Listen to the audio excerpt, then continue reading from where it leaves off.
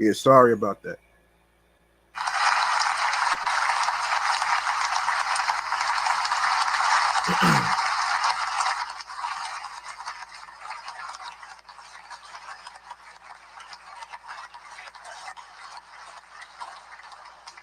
Yo, good evening. What's up, USA, International, Canada, Long Island, aka Strong Island, plus the five spots of Brooklyn, Bronx, Manhattan, Staten Island, and Queens. This is your man and homie, G Money Stacks, aka the Greg and Nature. Your host with the most, Mr. Still Lonely Nomad, YouTuber, creator, unstoppable independent podcaster, and of course, the Queens, New York native who is also a New York Mets fan from the neck of the woods of Laurelton, Queens, New York. And yes, you are now rocking with me by tuning in, listening, streaming, and watching the 408th episode of Off the Meat Rat Chainz New York Avenue podcast. And I hope everyone at home is in their homes with the air conditioner on. I hope y'all have some water. I hope y'all have some ice cream, Italian icings, and all that other stuff, popsicles, because today's weather was pretty brutal. It was pretty brutal in the 90s today. And we're not out of the woods yet. We're going to be having more of this heat wave by next week too. So I hope everybody is keeping themselves cool. I hope everyone out there who is working as far as deliveries and stuff, you gotta have some water with you. You know what I mean? So, and we are live and direct from StreamYard alongside with YouTube and the comfort comedy space of my room. And if you miss any episodes whatsoever, please go ahead and take a look and watch those episodes whatsoever. And also don't forget to leave a 5-star rating and a review on Apple Podcasts. If you have Apple Podcasts, be sure to do that because it helps podcasters like myself who host the shows more confidence as far as creating more content and more episodes for you guys. So and speaking of which, if you like to level up, whether you are a live streamer who does gaming, a podcaster host who has a show, and all that other stuff, please feel free to check out StreamYard. And I bring this up because I want to inform y'all, gamers and live streamers, especially podcasters who have shows, to check out StreamYard. All you have to do is set up an account. You can use your email address. You can use your podcast email address to set up an account, so that way you'll be able to get a $10 discount. All right, I got a lineup of some topics for a good show for you today. So, first and foremost, what do you say? What do you say we get started with this? And I do apologize. I do apologize for being on mute in the beginning, but I'm glad I unmuted myself so quick. I wanted to make sure that I actually got everything settled. So why don't we go to the New York Mass Transit files? We got some transit stuff to talk about here.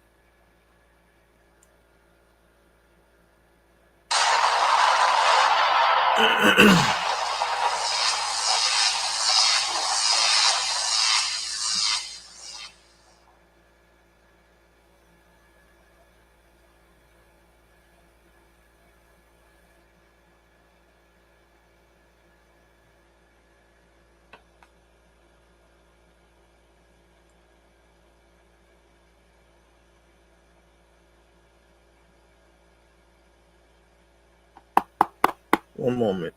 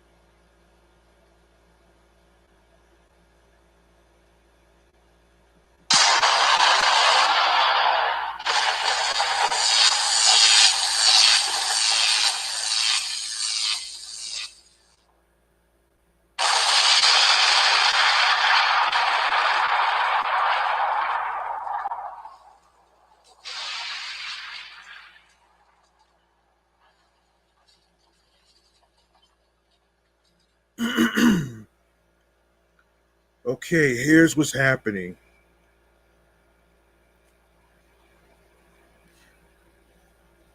According to AMNY, the New York City Department of Transportation will redesign intersections throughout the city to improve pedestrian and cyclist safety. The agency said on Wednesday the design will incorporate a new hardened daylighting approach featuring physical structures such as barriers, granite blocks, and planters in the street to prevent vehicle parking near corners. DOT officials say nearly 50% of all traffic fatalities occur in intersections, so the new design aims to improve visibility between pedestrians, cyclists, and turning vehicles. Yeah,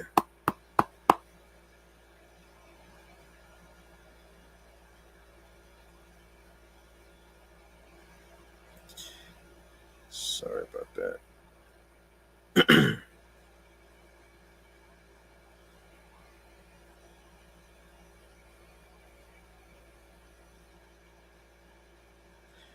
Redesigning our streets under Vision Zero has helped us reduce traffic deaths to historic lows, but we are always looking for new ways to keep people safe.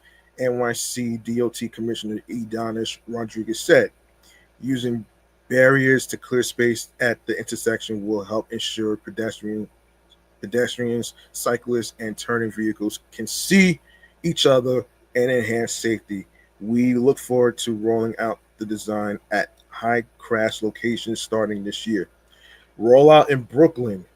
The agency plans to roll out the plan at a limited number of specific high crash intersections along new and existing conventional bike lanes across the city starting in 2025, which is already um, happening right now this year.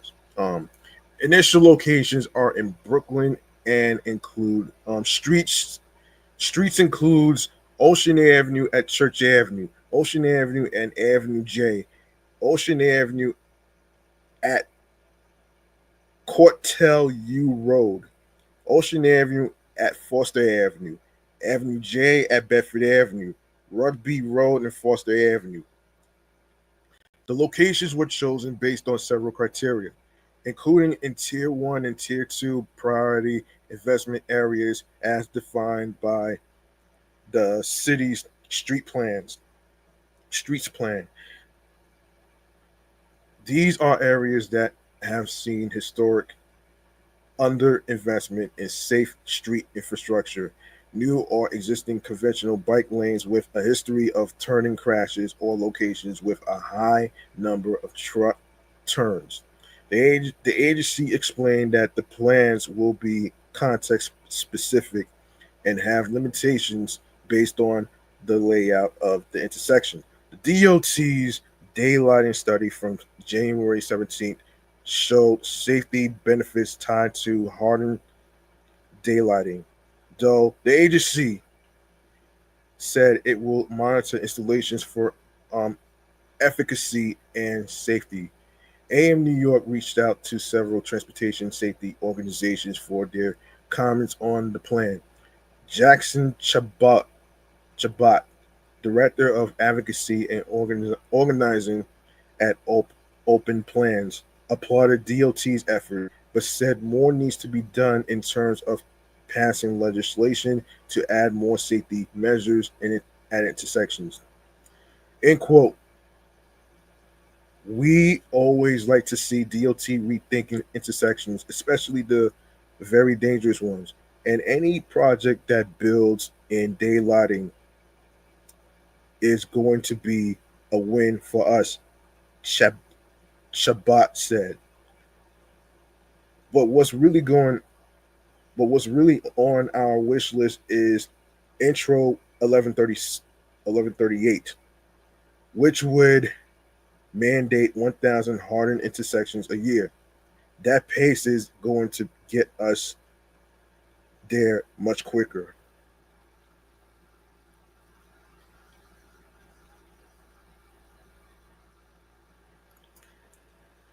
Um, Again, this is a great first step or option for some areas, but we'd love to see some simpler hardening at a quicker pace. Our hope is that Intro 1138 can provide a way to achieve that. But Janet Schroeder, co-founder of the NYC Vehicle Safety Alliance, said the DOT should focus more on the safety of those who are hit by e-bikes as they do on grabbing up as much street space as possible, citing block-long city bike racks and bike lane expansion. None of this changes the egregious rider behavior of e-vehicle riders who continue to ride with complete impunity, she said. DOT should also stop quoting completely skewed e-vehicle crash statistics because the majority of e-vehicle crashes with injuries aren't reported. Meanwhile, according to the NYPD, collisions involving all vehicles, including bikes and motorized two wheelers, are down year to date from 39,350 in 2024 to 35,110 this year. All right, next we have this. So I was watching a video on YouTube in regards to teenagers who tend to think that subway surfing is cool and all for TikTok and the gram, but really this story really got me here. So here's what's going on here. So there is a new face behind the MTA's fight against subway surfing, and he knows a thing or two about riding safety. Hmm.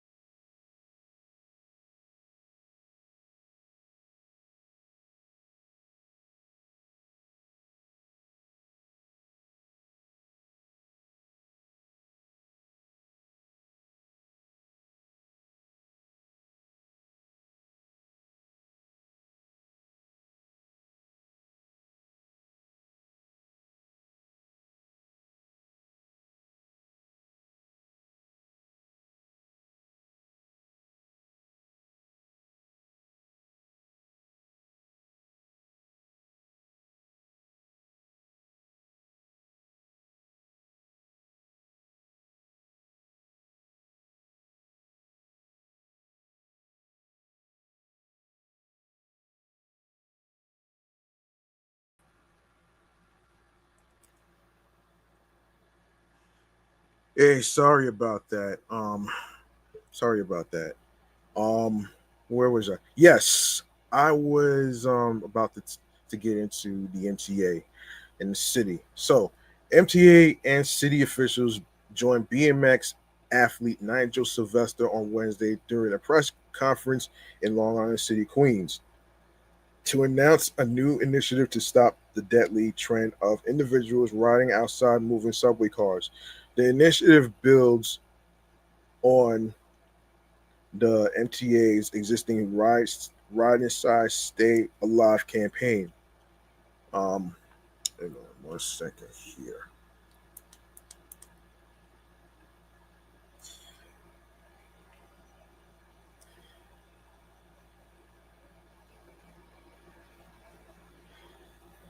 Yeah, so the initiative builds on the MTA's existing Ride Inside Stay Alive campaign. It includes colorful illustrated comics that show the impacts of subway surfing on communities, um, as well as new recordings from high school students now heard in NYC subways.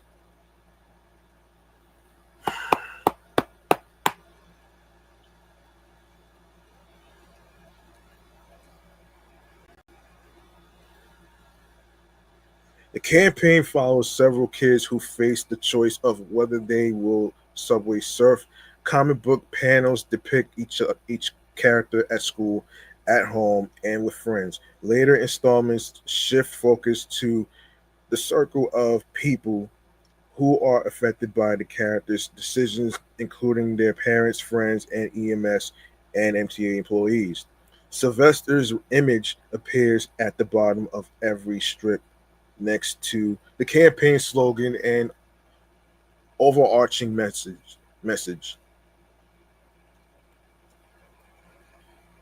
Sylvester is a native of Laurelton, Queens, which is where I rep right there.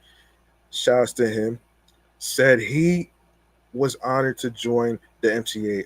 Officials from NYC Public Schools and the other agencies to raise awareness about the dangers of subway surfing.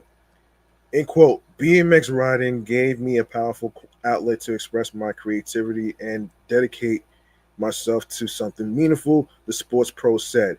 That passion ultimately led to my success as a professional athlete. I hope to inspire the next generation to explore sports like BMX as a way to grow, build discipline, and unlock their full potential. Hmm. Youth help build anti-subway surfing messages. Sylvester and a group of students from high school throughout the city recorded announcements explaining the dangers of riding outside of trains. 8 announcements recorded in both English and Spanish will be heard throughout the transit system beginning this week. Ahana Chandra, a student at Stuyvesant High School in Manhattan, contacted the city council to inquire about ways to make subway announcements against subway surfing more effective. After conducting a school survey, the results showed valuable feedback on including statistics and other information in future announcements. She explained that new announcements are more personal, clear, and designed to resonate with kids. I was honored to record these announcements at MTA headquarters alongside the incredible students standing here today, she said at the press conference. These new announcements are more than just messages. They were carefully crafted to connect with young people in a way that could truly influence their decision and help prevent tragic accidents. Governor Kathy Hochul helped launch the campaign. She said in a statement that keeping New Yorkers safe is a top priority. End quote. The, through this campaign, young New Yorkers will hear directly from peers and role models about the extreme dangers of subway surfing, and the message is clear: ride inside and stay alive. She said, New York will continue to do everything we can to keep our young people safe on the subways. This is not a game that we are playing. There is no reset, added Demetrius Critchlow, president of New York City Transit. That's what NYC stands for. There is no do over when our children play this game. We, they, our families, the community, we lose. People have to understand the risk tied to doing this, standing on top of a train. Representatives from NYC Transit said that they continue to meet with students and school administrators to ensures students are learning about the dangers of riding outside of train cars. Yeah, that shit is dangerous, man. Don't try this at home. They also said they work with social media companies to including Meta, Instagram, and TikTok to scrub videos of subway surfing. More than 1,800 videos have been taken down to date, the MCA said. The NYPD has the NYPD also has officers deployed at stations where subway surfing has been known to take place and makes home visits with young people who have been known to participate in subway surfing. Yeah, yeah, this is terrible, man. Very, very, very terrible. Terrible news, man. You know what I'm saying? Um, Wait a second. Wait a minute. There's another one. There's another one actually.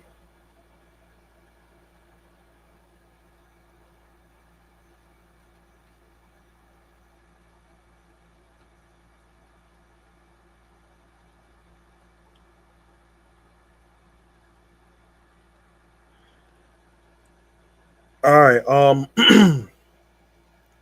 So in other trends news, a new study announced on Tuesday revealed significant growth in the Blue Highways workforce. This transportation sector relies on waterways instead of roads to move freight in an effort to reduce truck traffic congestion. The NYC Economic Development Corporation published its first ever study of the Blue Highways workforce to better understand the labor impacts of the city's investments in this freight moving vision, dubbed NYC's Working Waterfront, a blueprint for Blue Highways. The report found that employment in this sector could grow by 72% in the next decade. Delving deeper into the details, um, the growth could, could create 8,000 new jobs in the Big Apple by 2035 for a total of 117,000 jobs across um, maritime transportation and logistics sectors, according to NYC EDC and collaborators on the report. Accenture, Carp Strategies, and Sam Schwartz Engineering slash Thailand. So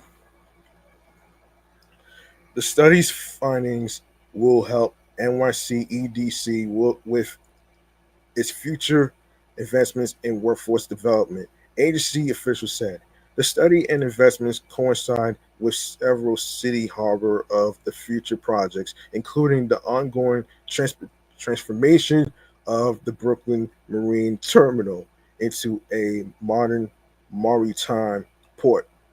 End quote. The Brooklyn Marine Terminal is a generational opportunity to build housing, a modern maritime facility, acres of open space, and meaningfully advance the city's Blue Highways strategy, said Adolfo Carrion Jr., Deputy Mayor for Housing, Economic Development, and Workforce, said. As today's report shows, the Adams administration strategy will create 117,000 good paying jobs by 2035 and advance a model that gets trucks off our streets as part of a more sustainable model for moving freight across our city. The report shows various priority jobs that will be available as Blue Highways efforts increase. These include jobs in the maritime transportation and logistics and support industries. New York City's Blue Highways are more than a transportation strategy. They are a blueprint for inclusive economic growth, said Andrew Kimball. NYC NYC EDC President and CEO. This workforce assessment underscores our commitment to creating accessible, high quality jobs for New Yorkers while building a more sustainable and resilient freight network. By investing in people as much as infrastructure, we're ensuring that the harbor of the future delivers opportunity across every borough. However, challenges such as the need for ongoing training in the future system and its technologies remains. The study's authors emphasize a strategy to get NYC's workforce ready for Blue Highways employment. Recommendations include developing a fund to scale existing training programs, establishing a Blue Highways reservist reservist crops, expanding existing curricula to include maritime applications, and building a Blue Highways ex- experiential learning center and career pathways website. All right, so let me know in the comments on how you feel about these transit topics. Now, let's see. Let's see what else we got to talk about here. I want to make sure I got everything. Um, Let me make sure I get everything settled first. Hold on 1 second.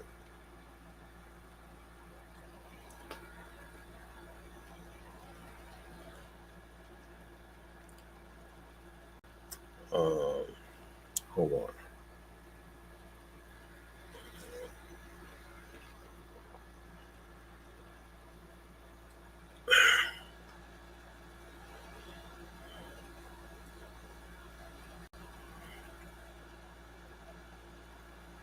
Um, all right.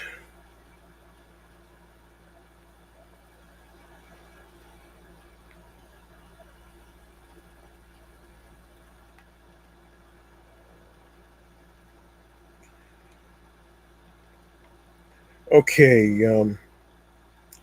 Okay. Let's get into.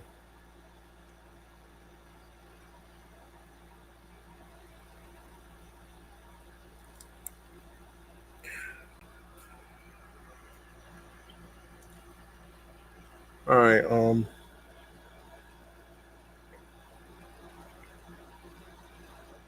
All right. Let's get into what happened with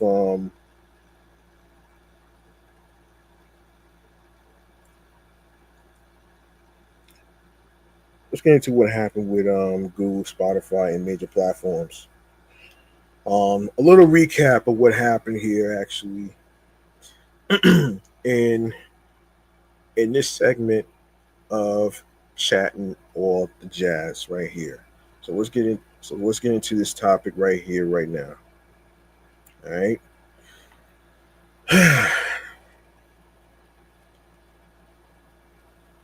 All right. So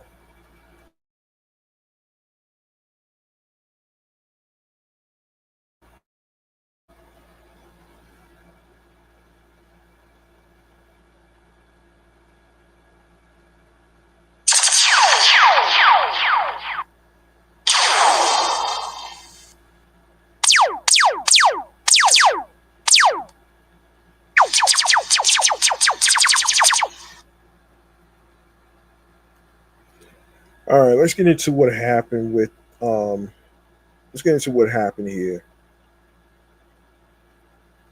All right, so this is from Yahoo Finance. So let's get into it right here. So much of the internet appears to have broken with Spotify, Google, Snap, and Discord all hit by major issues on Thursday. Um, yeah, this took place actually. Hold on. Yeah, this happened last month. All right, so this happened last month. All right, so here's what's happening with this story. Much of the internet appears to have broken with Spotify, Google, Snap, and Discord all hit by major issues Thursday.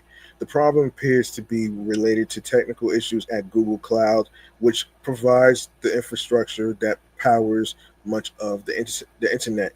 Many Google products, such as Search, Gmail, Maps, Meet, Nest, and others, were hit by the problems, according to tracking website Down Detector. But the issues have also affected third party websites, which may rely on Google's tools. That includes Snapchat, Discord, Spotify, the Pokemon trading card game, and artificial intelligence too. Jeez, character, character AI. Oh brother, yeah. Etsy, Shopify, UPS, Roblox, and others also also seem to be affected by problems. Other web infrastructure platforms such as Cloudflare were also hit by problems, though Cloudflare itself was not affected, a spokesperson said. The problems appeared widespread, affecting vast numbers of users across the world, according to Down Detector. Excuse me, um, Google indicated on a tracking page that all of its regions had been hit by the problems. Yeah, issues began around 2 p.m. on the East Coast. Shortly after, Google said that it was aware of the problems, but it took hours before it was able to begin a full recovery. Yeah, yeah, I don't know about that one right there.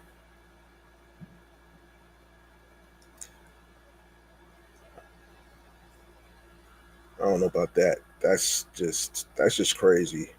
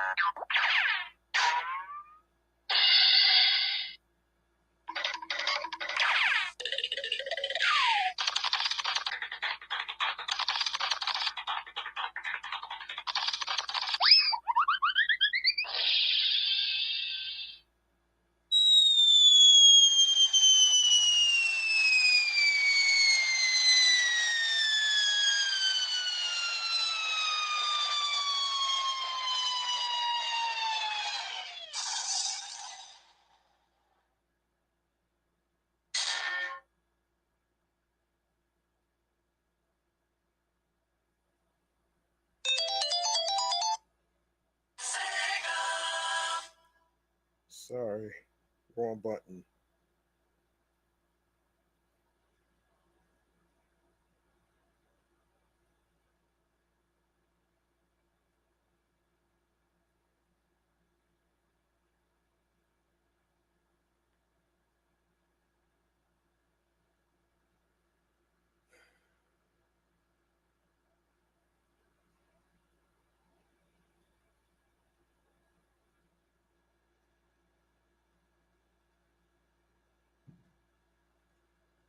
Um,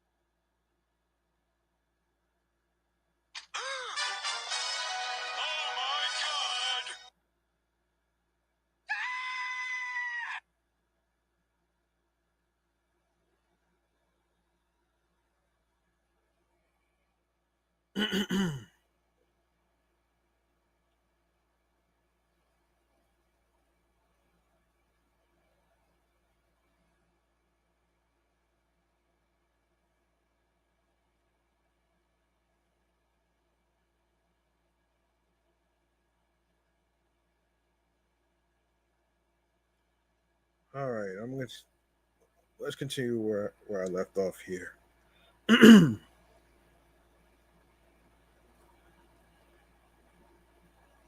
All right. Okay, where is he?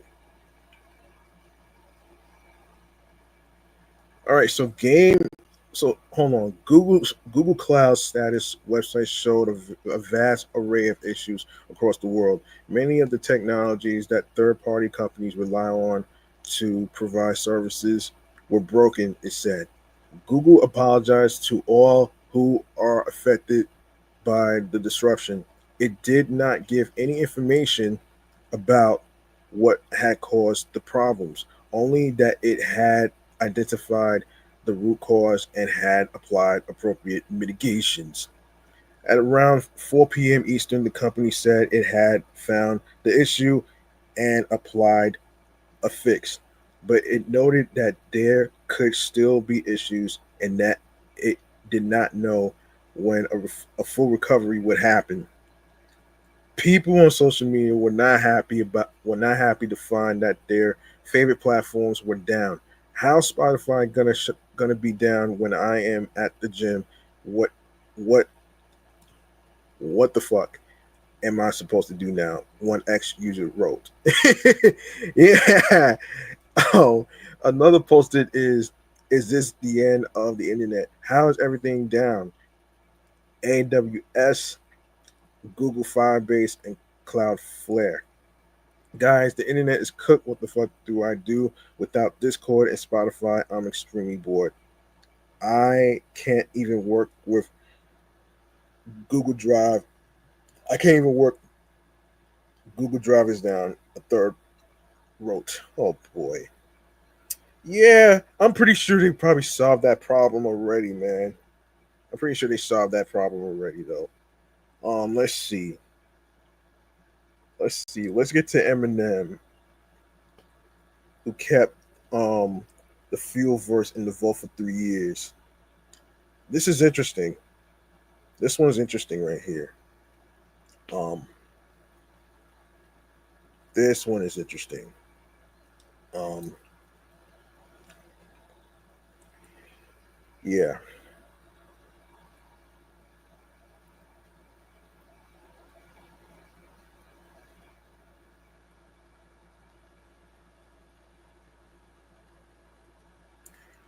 Give me one moment.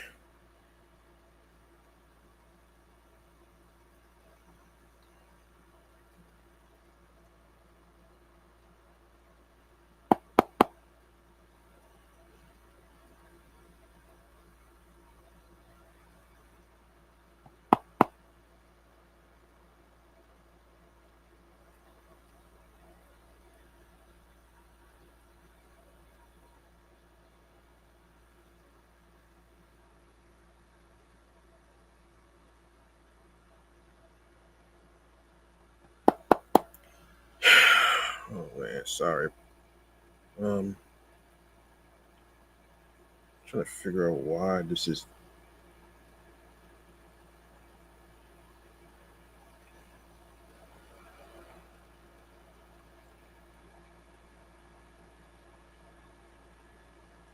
Hang on.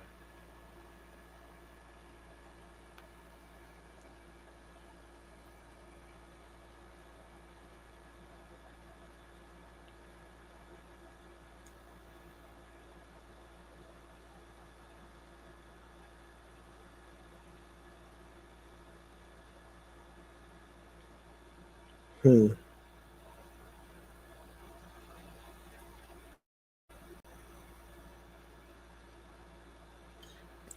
Um,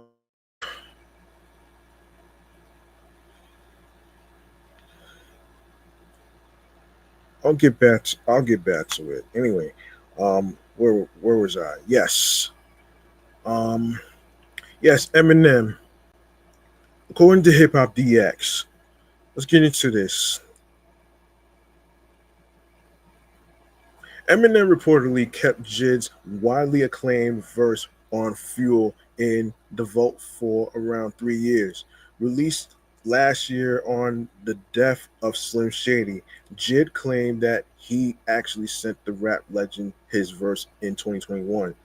Replying to a fan on X in a since deleted post, the Dreamville rapper said he laid the verse years before.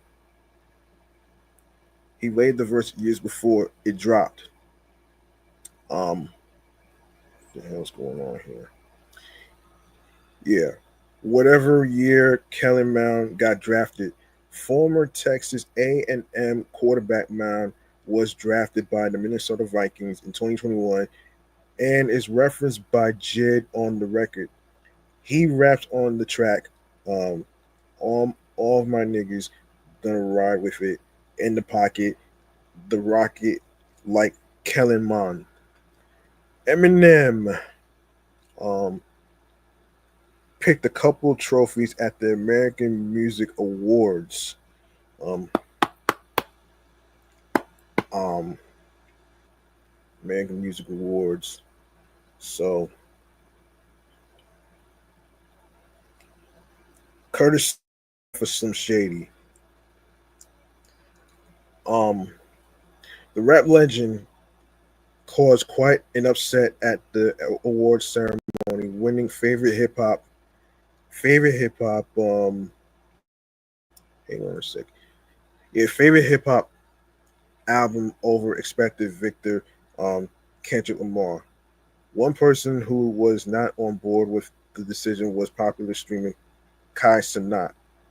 Sanat, who attended the awards live and even co-presented a gong, reacted with shock to Eminem's win. Live streaming his reaction, Sanat said, "Let's be real. I fuck with Slim Shady, but let's be real." He added, "Eminem is tough, but let's be real though, gang. M has also been branching back out into movies and could be seen in the new trailer for Adam Sandler comedy sequel Happy Gilmore 2, which is out on Netflix right now. While his appearance is only brief and M seems to be wearing a disguise, the rap legend makes a notable impression, calling the title character a jackass as they appear to start roaring. Sandler hyped up Eminem's appearance in the long awaited comedy sequel during an appearance on the Dan Patrick Show. He said, in quote, Eminem was cool. He came by. He was great. I've known Eminem for a long time. He's a great guy, and he came in and was funny as hell. I think we just hung out a day with Eminem, and he just shot and shot, and he was insane. He said a million things we can use, and a million that we're glad we have him on tape. Hmm. Um.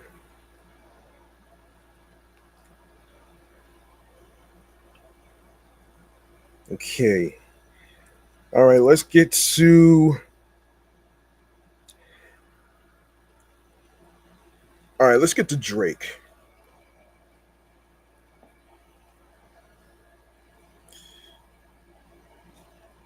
4 years after, according to Complex, 4 years after giving fans one for the books. Hang on a second. With Over the Top, Drake and Smiley have reunited for Two Maza, a track off the latter Toronto artist's new project, Don't Box Me In. Drake keeps it locally focused on the track, reminding listeners of a certain moniker. Me, I'm the sixth guy, and giving the middle finger to two locals typically associated with a star of his caliber. Are you kidding me?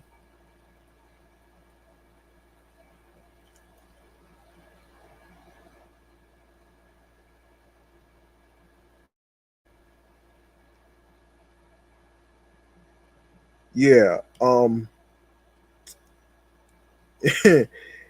That was caliber. Yeah. Let me see.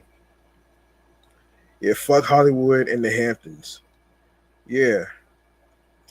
For the song's video shot at the Go Place Day Spot in Markham, Smiley and Drake recruited director Zong Lee, catch it catch it in full up top for the full new Smiley project experience you can see here. Shout out my fucking big bro Drake for being such a goat. Smiley said when celebrating the OVO sound back. Um, hang on a second. Yo, OVO, hold on a minute.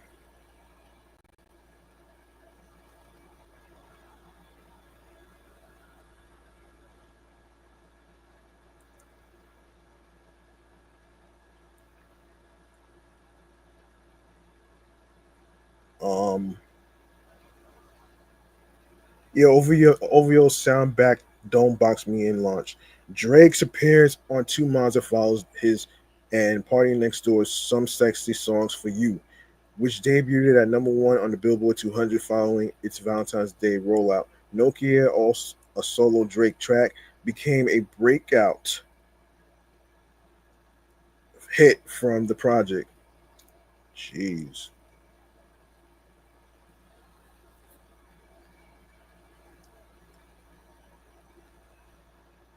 As as of this writing, the Elkin produced song sits at number 10 on the Hot 100 after 16 weeks on the chart. Complex recently named Nokia the number four best song of 2025 so far, with the post Kendrick Lamar beef hit joining joining other highlights from the year by Playboy Cardi, Scissor Lord,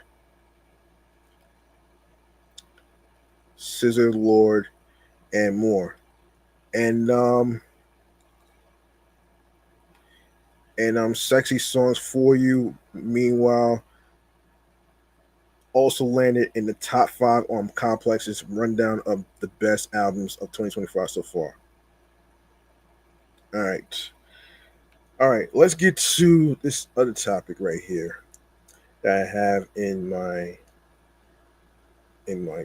okay, so as I was looking up this topic in regards to National Waffle Day, there's two there's International Waffle Day and there's National Waffle Day. I believe the International Waffle Day is in um March, But this one right here, is in August of the 24th, August 24th. All right, so this episode is titled Main Favorite Breakfast Meal is Waffles, which is dedicated to National Waffle Day. So, National Waffle Day on August 24th commemorates the anniversary of the first waffle iron patent issued. Celebrate by savoring your favorite kind of waffle. Hashtag National Waffle Day. On August 24th, 1869, Cornelius um, um, Swart, Swarthout of Troy, New York, received his patent for the waffle iron. While waffles existed long before then, the invention made waffles more readily available. Eaten throughout the world, a waffle is a leavened batter or dough. When cooked between two patent plates, the dough bakes in the waffles characteristic uniform and pressed surface. Waffles also come in many forms, depending on the type of batter or iron used. The resulting waffle varies by consistency, shape, size, shape, and flavor. Waffle irons, and waffles originated around the 14th century, and anonymous husband penned the first known waffle recipe as a set of instructions for his wife, according to the manuscript. Um, for the manuscript, I'm not even gonna. I'm not. I don't want to butcher the language here. So, each of the four recipes began.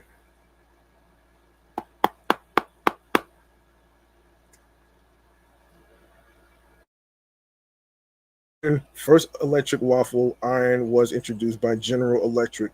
1953, Frank Dorse's Eggo frozen waffles are sold in supermarkets for the first time. 1964, Belgian waffles debuted at New York's World's Fair. Now, how to observe National Waffle Day, you ask? Enjoy your favorite waffle recipes or visit a local restaurant for some fresh served waffles. Restaurants across the country specialize in waffles. Restaurants, yeah, yeah, crafting delicious combinations for every meal of the day. No matter your preference, there's a waffle for you. Invite your friends over for a waffle making party. Set up a buffet with fresh fruit, syrups, and nuts. Ask them to bring their best ingredients and get tasting. You never know what you'll discover. Um, you can also check out the latest specials and offers on the Celebration Deals page. Use hashtag National Waffle Day to post on social media. National Waffle Day history. Our research was unable to find the creator of National Waffle Day. So, waffles and pancake batters are not the same. Waffle batter contains about twice as much fat and sugar as pancake batter. The additional fat and sugar are what make waffles crispy on the outside. Which is older, pancakes or waffles? Pancakes have been around longer than waffles. The waffle iron required to make waffles was invented in the later 1800s, while methods for frying dough or batter have been around since before the Renaissance. So what's the difference between a Belgian waffle and a regular waffle? So Belgian waffles have deeper, bigger, honeycombed pockets than other waffles. Are there different kinds of waffles? Yes, the Belgian and American waffles are too. A sweeter, crispier, and thinner waffle The Liege waffle is often served without any toppings. Shit. I didn't know there was two types of waffles. That's fucking amazing. Oh man. The potato waffle can be served savory or sweet. And yes, potatoes are the main ingredient. In the Netherlands, they make a thin, crispy waffle called stroop waffles. They consist of two waffles with a layer of syrup between them. And of course, August 24th celebrated history. 1795, Reverend Samuel Hanschel of Oxford, England, received the first patent for a corkscrew. 1847, Charlotte Bronte finishes the manuscript for the classic novel um, Jane Eyre. 1869, Cornelius Swarthout of Troy, New York, received the first patent for the waffle iron, revolutionizing breakfast forever. 1932, Amelia Earhart completes the first transcontinental nonstop flight by a woman. And 1949, Atlantic Treaty goes into effect. 1950, a woman of many firsts, Edith Sampson, was the first African American appointed as a U.S. representative at the United Nations. 1985, Microsoft releases a retail the Windows 95 operating system. 2006, the ninth planet in our solar system, Pluto, was demoted to a dwarf planet, much to the outrage of school children everywhere. I'm not going to get into this whole bullshit with that. 2008, American men's basketball team wins a gold medal at the Beijing Olympics. Um, 2011, co-founder of Apple Inc., Steve Jobs, late great Steve Jobs, resigns as chief executive officer. 2015, Stephen Hawking presents his theory that black holes may provide passage to another universe. And 2019, Victor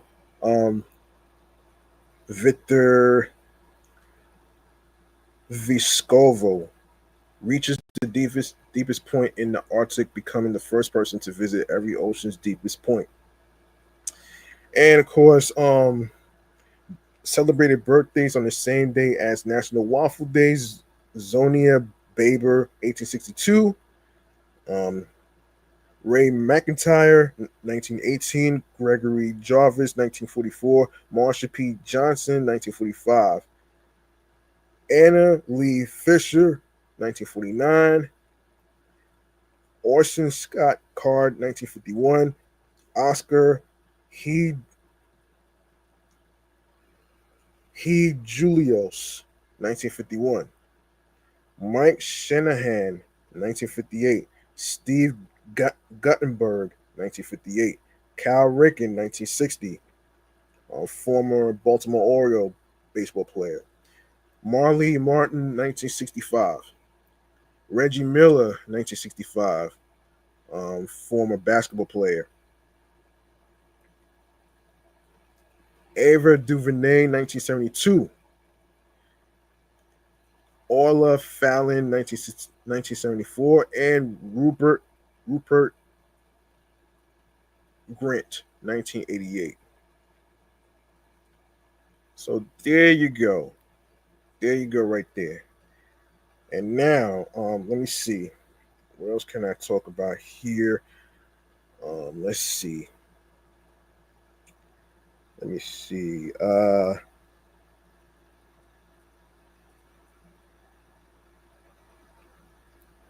All right. Hold on. Give me 1 second, folks. I need to look for something.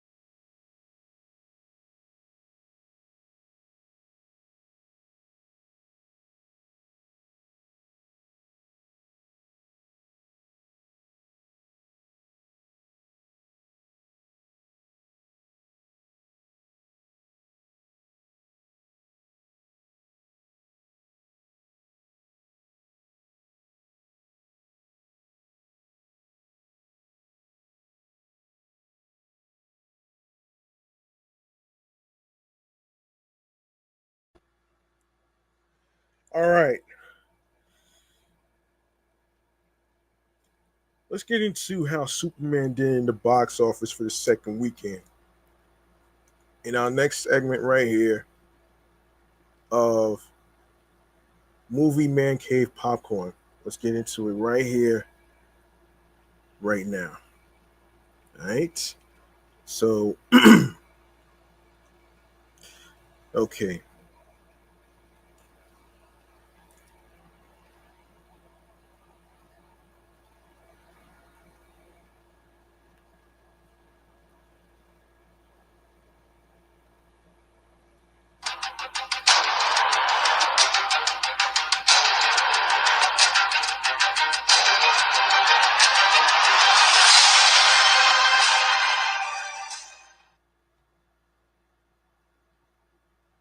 Let's take a look how Superman did in the box office.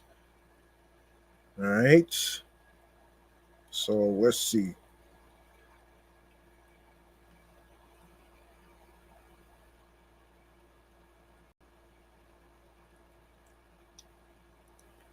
Okay. I got some other movie topics to talk about. Um, so let's get into. Jeez. Okay. All right. This is according to Deadline right here. So DC Studios and Warner Brothers Superman is higher with a second weekend of $58.5 million and a 10-day running total of $236.2 million. Sunday came in at $18.75 million versus the $17.4 million forecasted yesterday AM. Worldwide total continues to soar with $409.3 million. Wow. And everybody was doubting the fucking movie, man. Especially the fucking haters, man. Like seriously. Like you, you can't doubt a movie that's not gonna do well, man. Like like I hate some of the movie critics who actually underestimates a movie that's not gonna do well and pre- actually makes the worst prediction into thinking that a movie is going to flop. When in reality, it's been number one in the box office. Come on.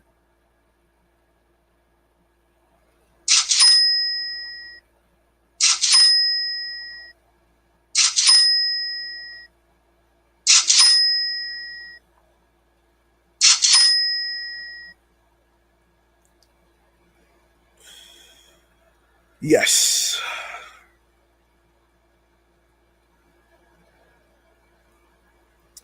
While that second weekend take is the second frames of James Gunn's Guardians of the Galaxy Volume 2, $62.5 million, and Guardians of the Galaxy Volume 3, um, $62 million, as well as Matt Reeves' The Batman, $66.5 million. It's ahead of Zack Snyder's Batman versus Superman, which posted a second weekend of $51.3 million at negative 69% plummet. Well, those two movies came out years ago, so that's not really relevant. That's not really fucking relevant right here. So so let's get into this right here. Um oh man, listen. Let's get into it right here. So, among the new stuff, Sony's I Know What You Did Last Summer is estimated in third, around $12.8 million. Paramount Smurfs opened in fourth still with $11 million after a $3.1 million Sunday, negative 21% from Saturday. Now that's what you call a fucking flop. That's a flop right there. That's a fucking flop right there, man.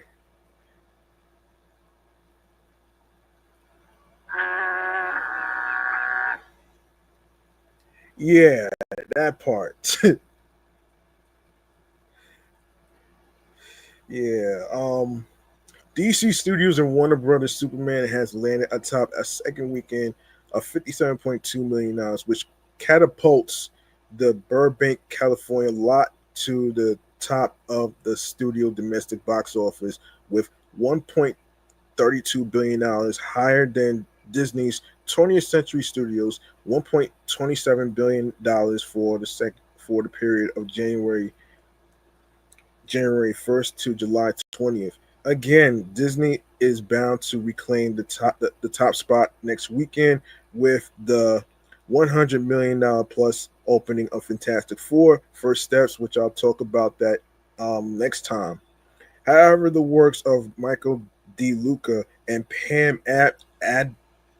Abdi as Warner Brothers Motion Picture Group chairs and the revamped DC Studios are paying off. Warner's has also had 6 movies open to number one, more than any other studio this year, with 9 weekend at number one. They've also had 5 movies in a row bow to $45 million plus. A first for any studio. Also, Warner Brothers has had more $10 million plus grossing days this year, more than any other studio. As of today, Warner Brothers has 34 days of films grossing over $10 million. Superman's second weekend ease is negative 54%. A second weekend percentile decline on par with Deadpool and Wolverine, and better than the second weekend superhero holds we've seen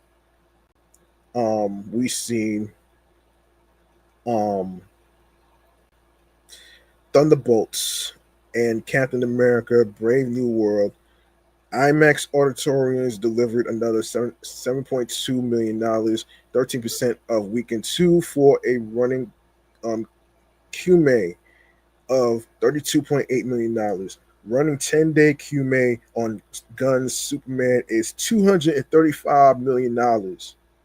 Word of mouth remains excellent with continued Screen Engine ComScore post-track polling showing a high definite recommend at 74%, with parents at 70% and kids under 12 at 65%.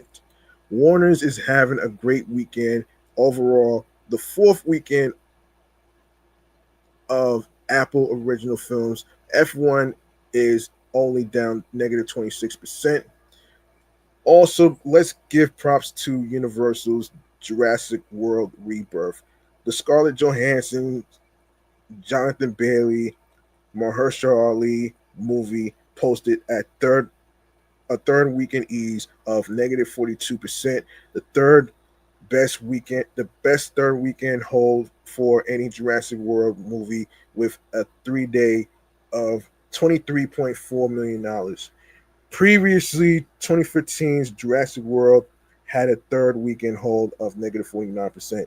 Overall weekend for all titles before Fantastic Four First Steps gives the summer box office another bump is $135.2 million, which is negative 9% off from a year ago when Twisters opened to $81.2 million.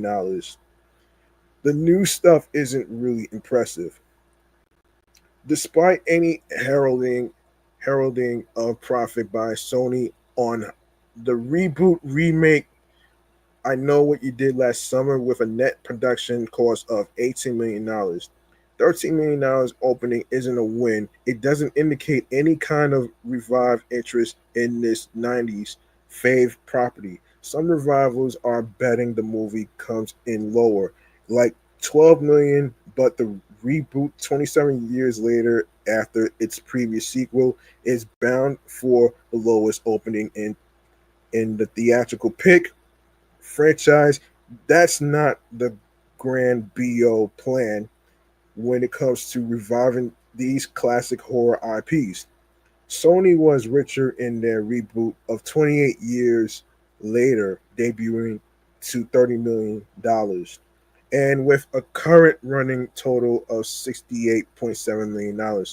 Snarked one film finance summer, no, excuse me, Snark One Film finance source about summer.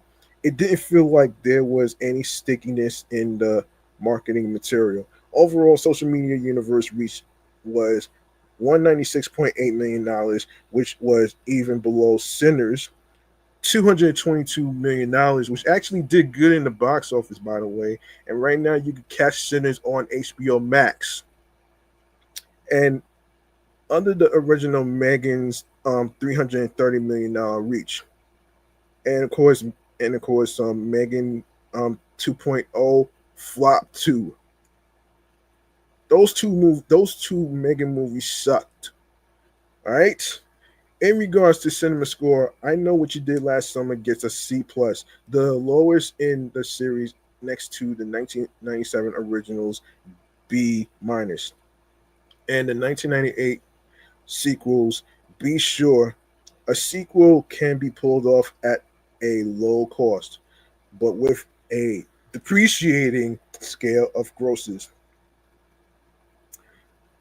Says social media monitor relish mix. A negative chatter on the new I Know What You Did Last Summer is filled with critiques and doubts, since this feature length revival comes not even 4 years after the television adaptation of the franchise.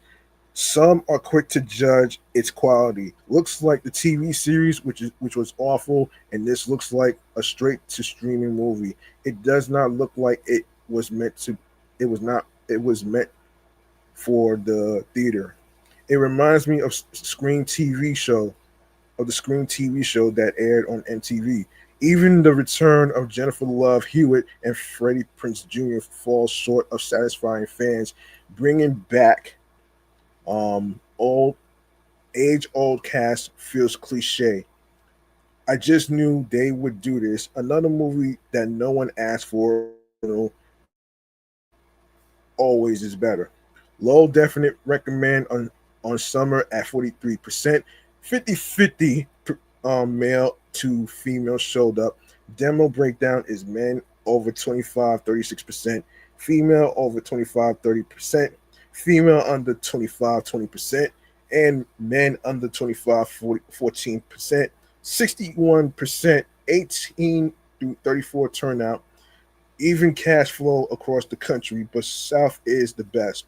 AMC Grove in LA is the highest cinema for the pick with 34K, which is $34,000 through Saturday. Few PLFs on summer since they are staying with the Man of Steel.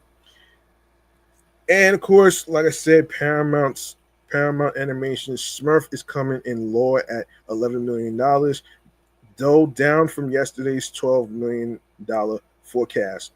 It's still better than expected, as some feared the blue guys and gal would get crushed in the high single digits. Yeah, it did.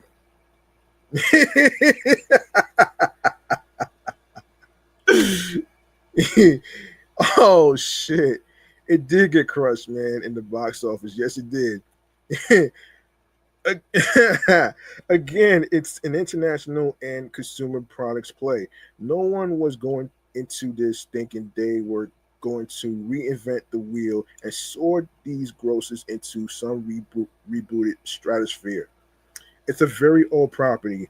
Gosh, 1980s sans the coolness of Ninja Turtles. Teenage Mutant Ninja Turtles.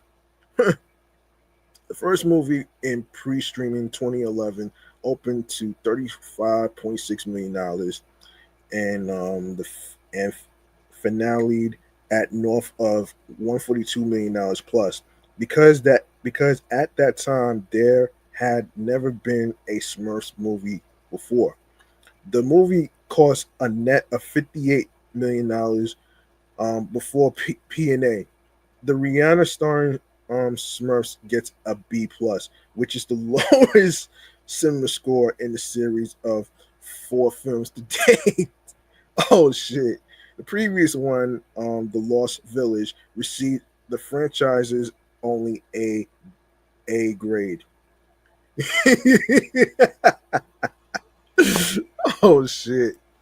How to make Smurfs cool again? Well, that's the big question. It's hard to Dave Filoni this property. One could try to make it edgier for boys, even in at their height in the 1980s. The Smurfs were embraced and then faced backlash like any other long running it property. Oh Lord. There's a big reach on social with Smurfs at $309 million across Facebook, X, Instagram, TikTok, and YouTube, with Rihanna fully activated and cross promoting her beauty brand, feeding $420 million fans and pumping materials along with Nick Offerman at $3.4 million fans with other cast not activated.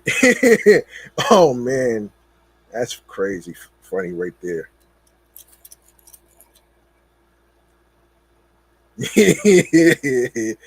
Oh man. Rihanna has also been a trooper, showing up to do extensive press at the Pix Belgian premiere and LA fan event. Definite recommend at 50% isn't a rush. Per Comscore / Screen Engines post track, 59% of the audience are parents with a child, and mostly moms at 73%. Younger skewing property for kids. As we told you, and post track shows that with 68% under 9 years old, 47% between 7 and 9, mostly girls here at 61%, female leaning at 61%, under 35 is 69%. Kids under 12 gave the movie an 80% positive, with a low 44% must see right away. Grosses are evenly spread throughout the country, but best in East, South, and South Central. AMC MJ Harlem is the leading cinema stateside with 22K through Saturday. Diversity demos are 47% Caucasian, 29% Latino and Hispanic, 13% Black, and 4% Asian American. Ari Aster's Eddington gets a C. C plus, which is the same grade as the director's Midsommar. Um, Definite recommend on post track is 39%. Aster loves being divisive. The opening per A24, $4.25 million after a first day previews of $1.88 million. Midsommar, a genre movie, posted a 3 day of $6.5 million in what was a $10.9 million 5 day start. Hereditary with a D. Damn. A D plus cinema score remains Aster's best opening at $13.5 million. And the wow here, given Eddington's mashup of two genres, 70s Altman comedy and Rambo, is that it's guns ablazing ahead of Esther and Joaquin Phoenix's previous partnership, Beau is Afraid, which died with a $2.66 million semi-wide break at 965 theaters and $8.1 million domestic gross. Seriously, coming away from the Pix premiere at Cannes. The sentiment felt Eddington was destined for the B.O. nightmares of Beau is Afraid. Oh man, that's funny. Oh man, that's funny. So, the movie is playing on the coast, which is no surprise, with AMC Burbank the highest grossing venue for the movie, with just over 33K though last night. demo breakdown is men over 25, 46%, women over 25, 27%, men under 25, 15%, and women under 25, 11%. 18 to 34 turnout is 60%. Who loves this movie? Per post track, 13 through 17-year-olds. Oh, oh man. Oh man. So 2% turnout, 80% grade, and 35 to 44-year-olds. Yeah, 44% showed up, 79% positive grade.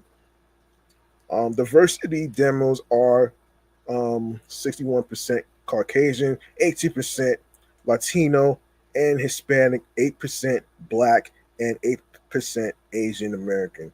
So, as we go over the recap of what happened in the theater, of course, Superman is number one for the second weekend. Jurassic World Rebirth. Hold on a second. Superman is number one in the box office. Of course, 140 theaters, including IMAX. 4,725.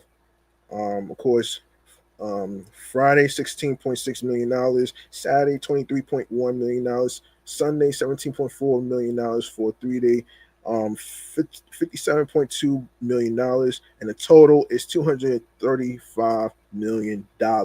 That's weekend number 2. Jurassic World Rebirth by Universal. Yeah, Superman by Warner Brothers. Universal 3,854. Oh man. So all right. So by Friday it made $6.6 million. Saturday $9.4 million. Sunday $7.3 million for 3-day. $23.4 million, and of course total. It made more than that, man. That's crazy. It made more than that. That's crazy, man. Yeah, it made more than that. So I think the Superman movie is getting close to over $400 million, which is kind of crazy and interesting. Weekend number 3, 26 to $276.1 million. I did see somewhere that it made more than that actually. So I'm not even gonna get into this the too much of the numbers. I Know What You Did Last Summer by Sony. What is in third place? $5.9 million from Friday, $4 million from Saturday, Sunday, $3.1 million for a $13 million. That's a weekend 1. So Smurfs, fourth place by Paramount, 3,504 theaters. Friday, $4 million. Saturday, $3.89 million. Sunday, $3.1 million. 3-day, which is $11 million. Damn. And F1 that was number 1 previously, by Warner Brothers.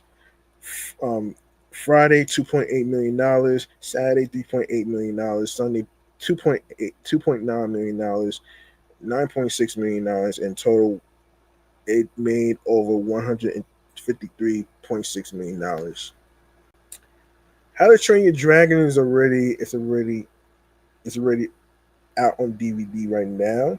It did come in at number 1 actually. So, and I'm not even gonna go into and that's crazy, man. So, How to Train Your Dragon by Universal.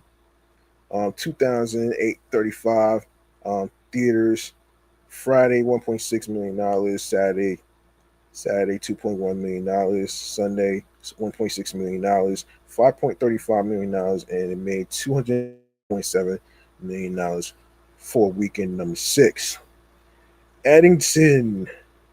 A24 2,111 theaters. Friday $1.8 million. Saturday $1.3 million. Sunday $1 million for 3-day total for $4.25 million for weekend 1. Elio sucked. It made $6.9 million on weekend 5. Lilo and Stitch, which made by Disney, which the live action, made it made all its money back. Actually, it made over $1 billion. I couldn't believe this shit though, man. I could not believe this. It's now out on DVD and I think on demand. I I guess.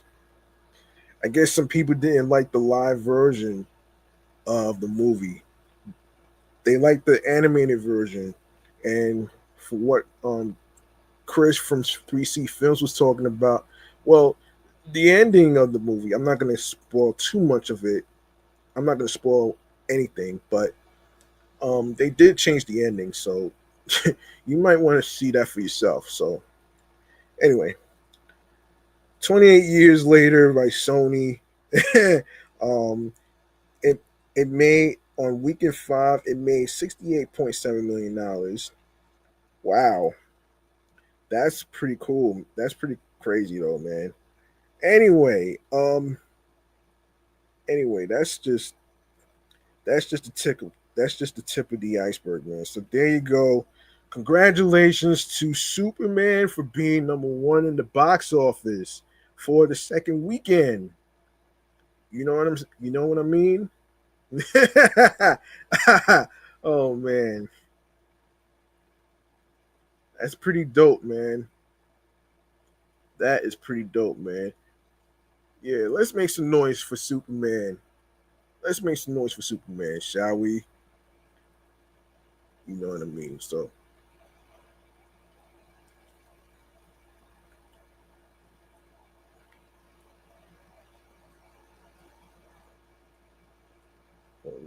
hold on. Let's make some noise for Superman.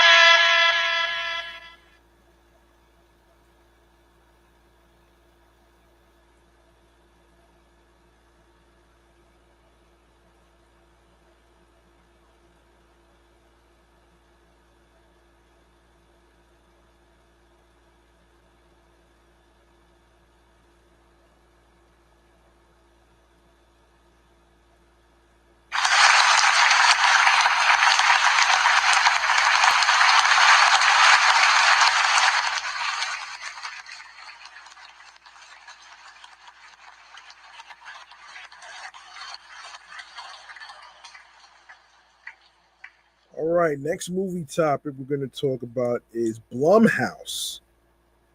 Very surprising that Blumhouse brought the franchise, the Saw movie franchise, which is crazy right there. Um, so listen to this, and I know Chris from 3C Films actually talked about this actually. So in case you didn't know, I will actually talk about it, and this is from Variety. Blumhouse, the maker of horror hits like Insidious and Five Nights at Freddy's, which actually sucked, has acquired the rights to all future Saw films. Shows the other properties featuring the murderous, torture loving Jigsaw. The company paid an undisclosed amount for the part of the franchise currently owned by producers Oren Koulays and Mark Berg.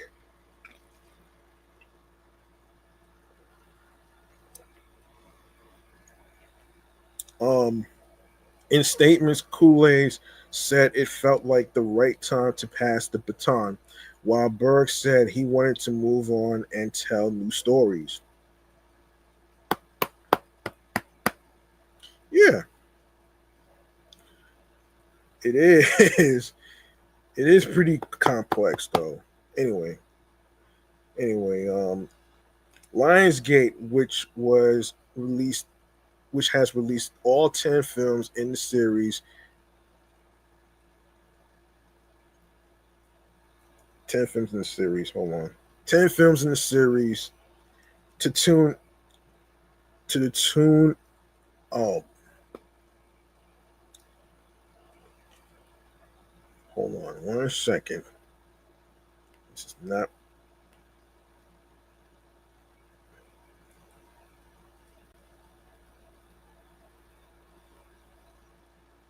Um, yes, so Lionsgate, which has released all 10 films in the series to the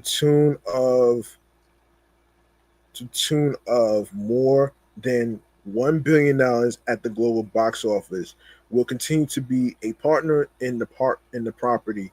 It will also retain its existing 50% ownership stake in and distribution of future installments. With the deal, the franchise makes its way back to James Wan, who directed the original Blood-Soaked Saw in 2004. Wan's Atomic Monster label merged with Blumhouse in 2024. The company's list of films include Get Out, The Purge, Megan, which was a whack movie, and Annabelle. Jason Blum, founder of Blumhouse, said that Saw had defined a generation of horror. Its cultural impact continues to grow, making this a strategic investment in one of the most recognizable and successful genre properties of the last 2 decades, Blum added. The Blumhouse CEO said that Juan and Lay um, um, Warnell, writer of the first film, will be brought back in the fold and will help guide the future of the franchise. Saw holds a special place in my heart, Warren said, adding, coming back to the world with fresh perspective is both thrilling and deeply personal. For me, this will mark a significant creative return to the Saw franchise for the first time since the early days, and I'm very much looking forward to embracing the original spirit whilst pushing the legacy forward in bold, unexpected ways. Um, CAA Evolution served as sole financial advisor in the transaction. Now, for all you gamers out there who is familiar with the Mortal Kombat video game and the first rebooted movie, the first Mortal Kombat rebooted movie, which is R rated by the way, um, it did okay, but let's get into this right here, man. And this is according to Deadline right here, man. I actually was watching the trailer on one of the YouTubers channels and it looks pretty interesting. So let's get to a breakdown to what's going on here. So it was clear back in the mid 1990s when New Line made the first adaptation of the Midway video game, and it's still evident today. There's a massive appetite for Mortal Kombat. Wave Metrics data reports that the latest trailer for the Simon McCoy sequel has notched 106.8 million worldwide views in its first 24 hours after being dropped on Thursday, July 17th at 9 a.m.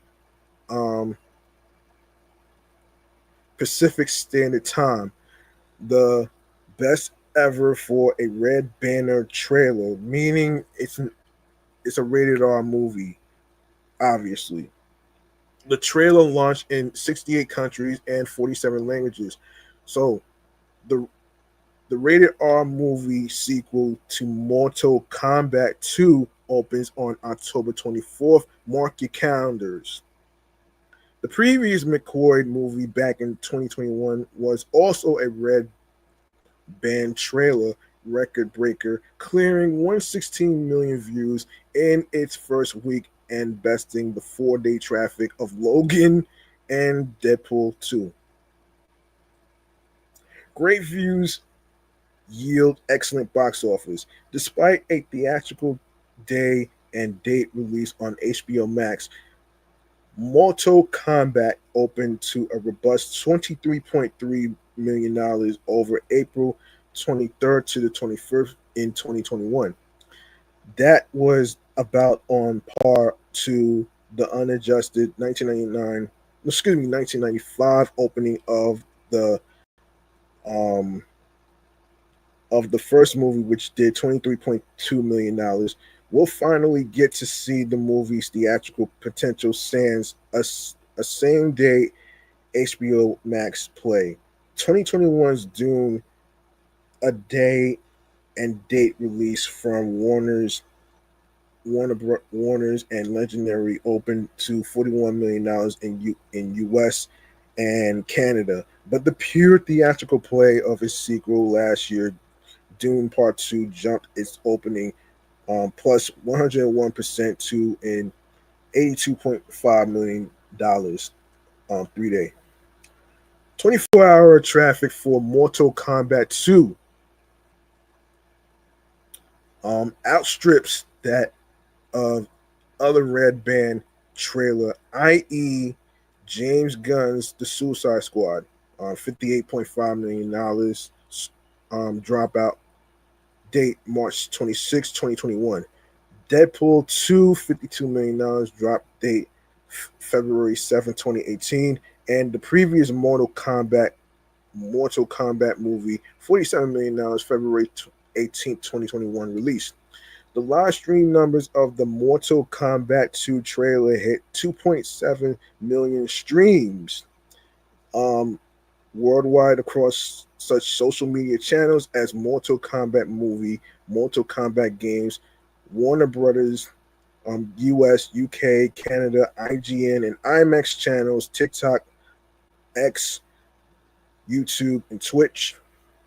Sentiment for the trailer was positive to neutral, earning praise from fans, celebrities, and influencers, with shoutouts to Carl Urban's casting as martial artist Johnny Cage, the Pic's beloved Mortal Kombat characters, and iconic lines with some citing the Scorpions' "Get over here"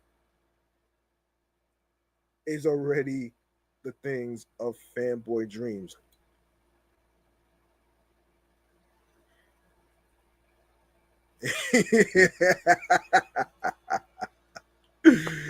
Get over here.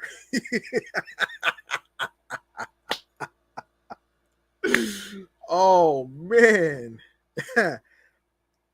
Anyway, oh man, that was pretty good. Anyway, I was having a moment, folks. Don't mind me. I was just having a moment. Let's see.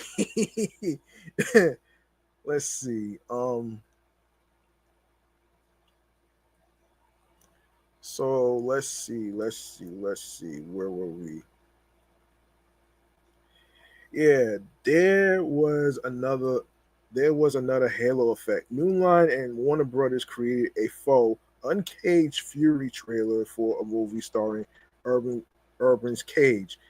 How'd that go? 22.2 million views in 24 hours, and we're told that traffic was all organic. Part two follows the champion fighters from the video games as they are joined by Cage. They are pitted against one another in the ultimate no holds barred gory battle to defeat the dark rule of Shao Kahn, who threatens the very existence of the Earth realm and its defenders. Um, Louis Tan led the first film as Cole Young, an MMA fighter facing off against outworld enemies in a high stakes battle for the universe. Returning cast also includes Jessica McName as Sonya Blade, Josh Lawson as Kano, um, Tadanobu Asano as Lord Raiden, and Makad Brooks as Jax, Ludi Lin as Liu Kang, Chin Han as Shang Tsung, Joe Taslim as Bai Han, and Sub Zero and Hiroko Yuki Sanada as Hanzo Hasashi, Hasashi and Scorpion, and Max Huang as Kung Lao. Newcomers apart from Urban include Tati Gabrielle, Adeline Rudolph, Martin Ford. That's Martyn, not Martin. Desmond Chiam, Anna Tu, Anna Tu, and Nguyen, and Damon Harriman. Jeremy Slater wrote the screenplay. The film is produced by Todd Gardner, James Wan, Toby Emmerich, E. Bennett, Walsh, and McCoy, and executive produced by Michael Clear, Judson Scott Slater, and Lawrence Kasanoff. To date, the three Mortal Kombat movies from New Line have grossed $257.8 million. All right, so things to know, things to know, things to know that are confirmed. So there are 12 Mortal there are 12 Mortal Kombat 2 fights that are now confirmed. Let's get into it right here. Let's see. Yeah, so there you go. All right, Johnny Cage versus Katana. The first fight teased in the trailer for Mortal Kombat 2 is between Johnny Cage and Katana. The upcoming sequel appears to be very faithful to the video games with its depiction of Katana, who will be played by Adeline Rudolph. During this fight, Johnny Cage looks shocked as Katana uses her signature fans against him. This fight appears to take place outside the actual Mortal Kombat tournament. Since there is no audience watching, more than likely this fight will happen near the beginning of the movie, probably not long after Johnny Cage arrives in Outworld.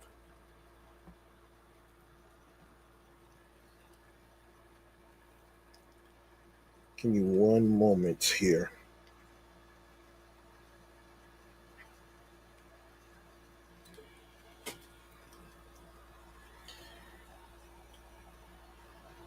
In fact, this could potentially be Johnny Cage's first fight in Mortal Kombat 2.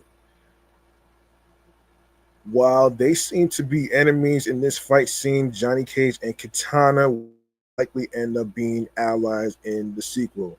In the story of the video game, Katana betrays Shao Kahn to side with Earth Realm, and this trailer teases that the movie will faithfully adapt this storyline.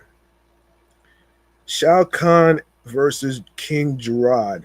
The reason Katana will likely betray Shao Kahn in Mortal Kombat 2 is because the Outworld Emperor killed her father, King Gerard. The fight between Shao Kahn and King Gerard, which is likely a flashback scene which takes place long before the rest of the movie, is actually included in the trailer. Including this fight scene in the trailer particularly confirms that the realm of Adenia will be featured in Mortal Kombat 2. In the story of the games, King Gerard ruled over Edenia, alongside his wife, Queen Sindel. His daughter, Katana, and her childhood best friend, Jade, were also from the peaceful realm. But everything changed when Shao Kahn invaded it. In the trailer for Mortal Kombat 2, Shao Kahn can be seen defeating King Gerard in a fight and stabbing him in the back. Even though this spoils the result of a fight long before the movie's release, it immediately establishes Shao Kahn as a major threat. This is good since he will be the main villain in the sequel. And Jax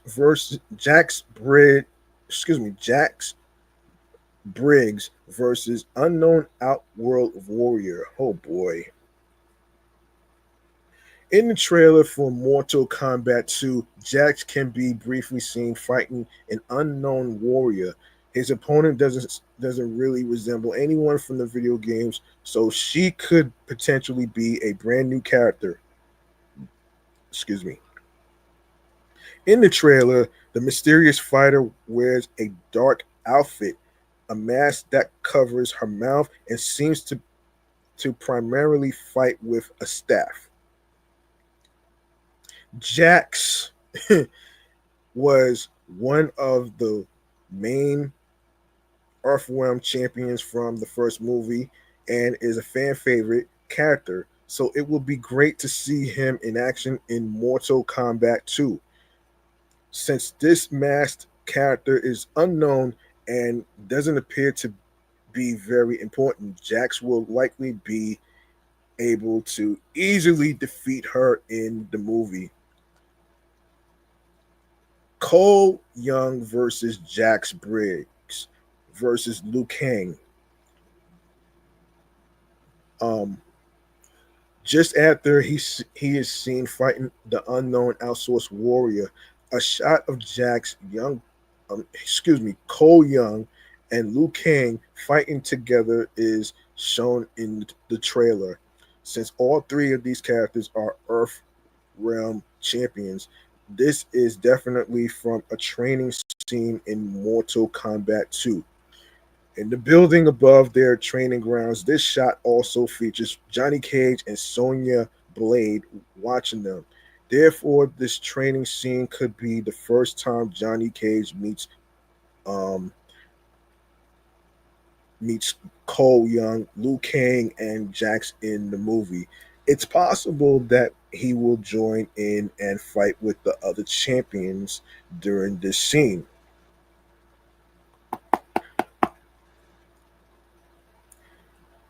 Liu Kang and Shao Kahn. The trailer also teases that Liu Kang and Shao Kahn will fight in a temple in Mortal Kombat 2, which is exciting since they have a major rivalry in the video games. In fact, in most of the games, Liu Kang is the main protagonist. Therefore, he is usually the one to face Shao Kahn at the end of the Mortal Kombat tournament. End quote. Hang on.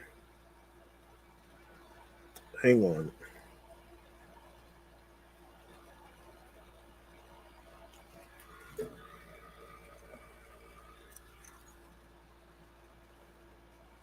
Hang on.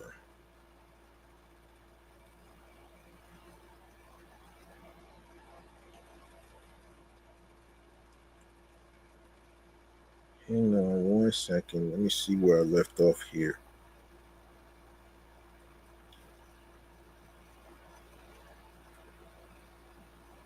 Hang on.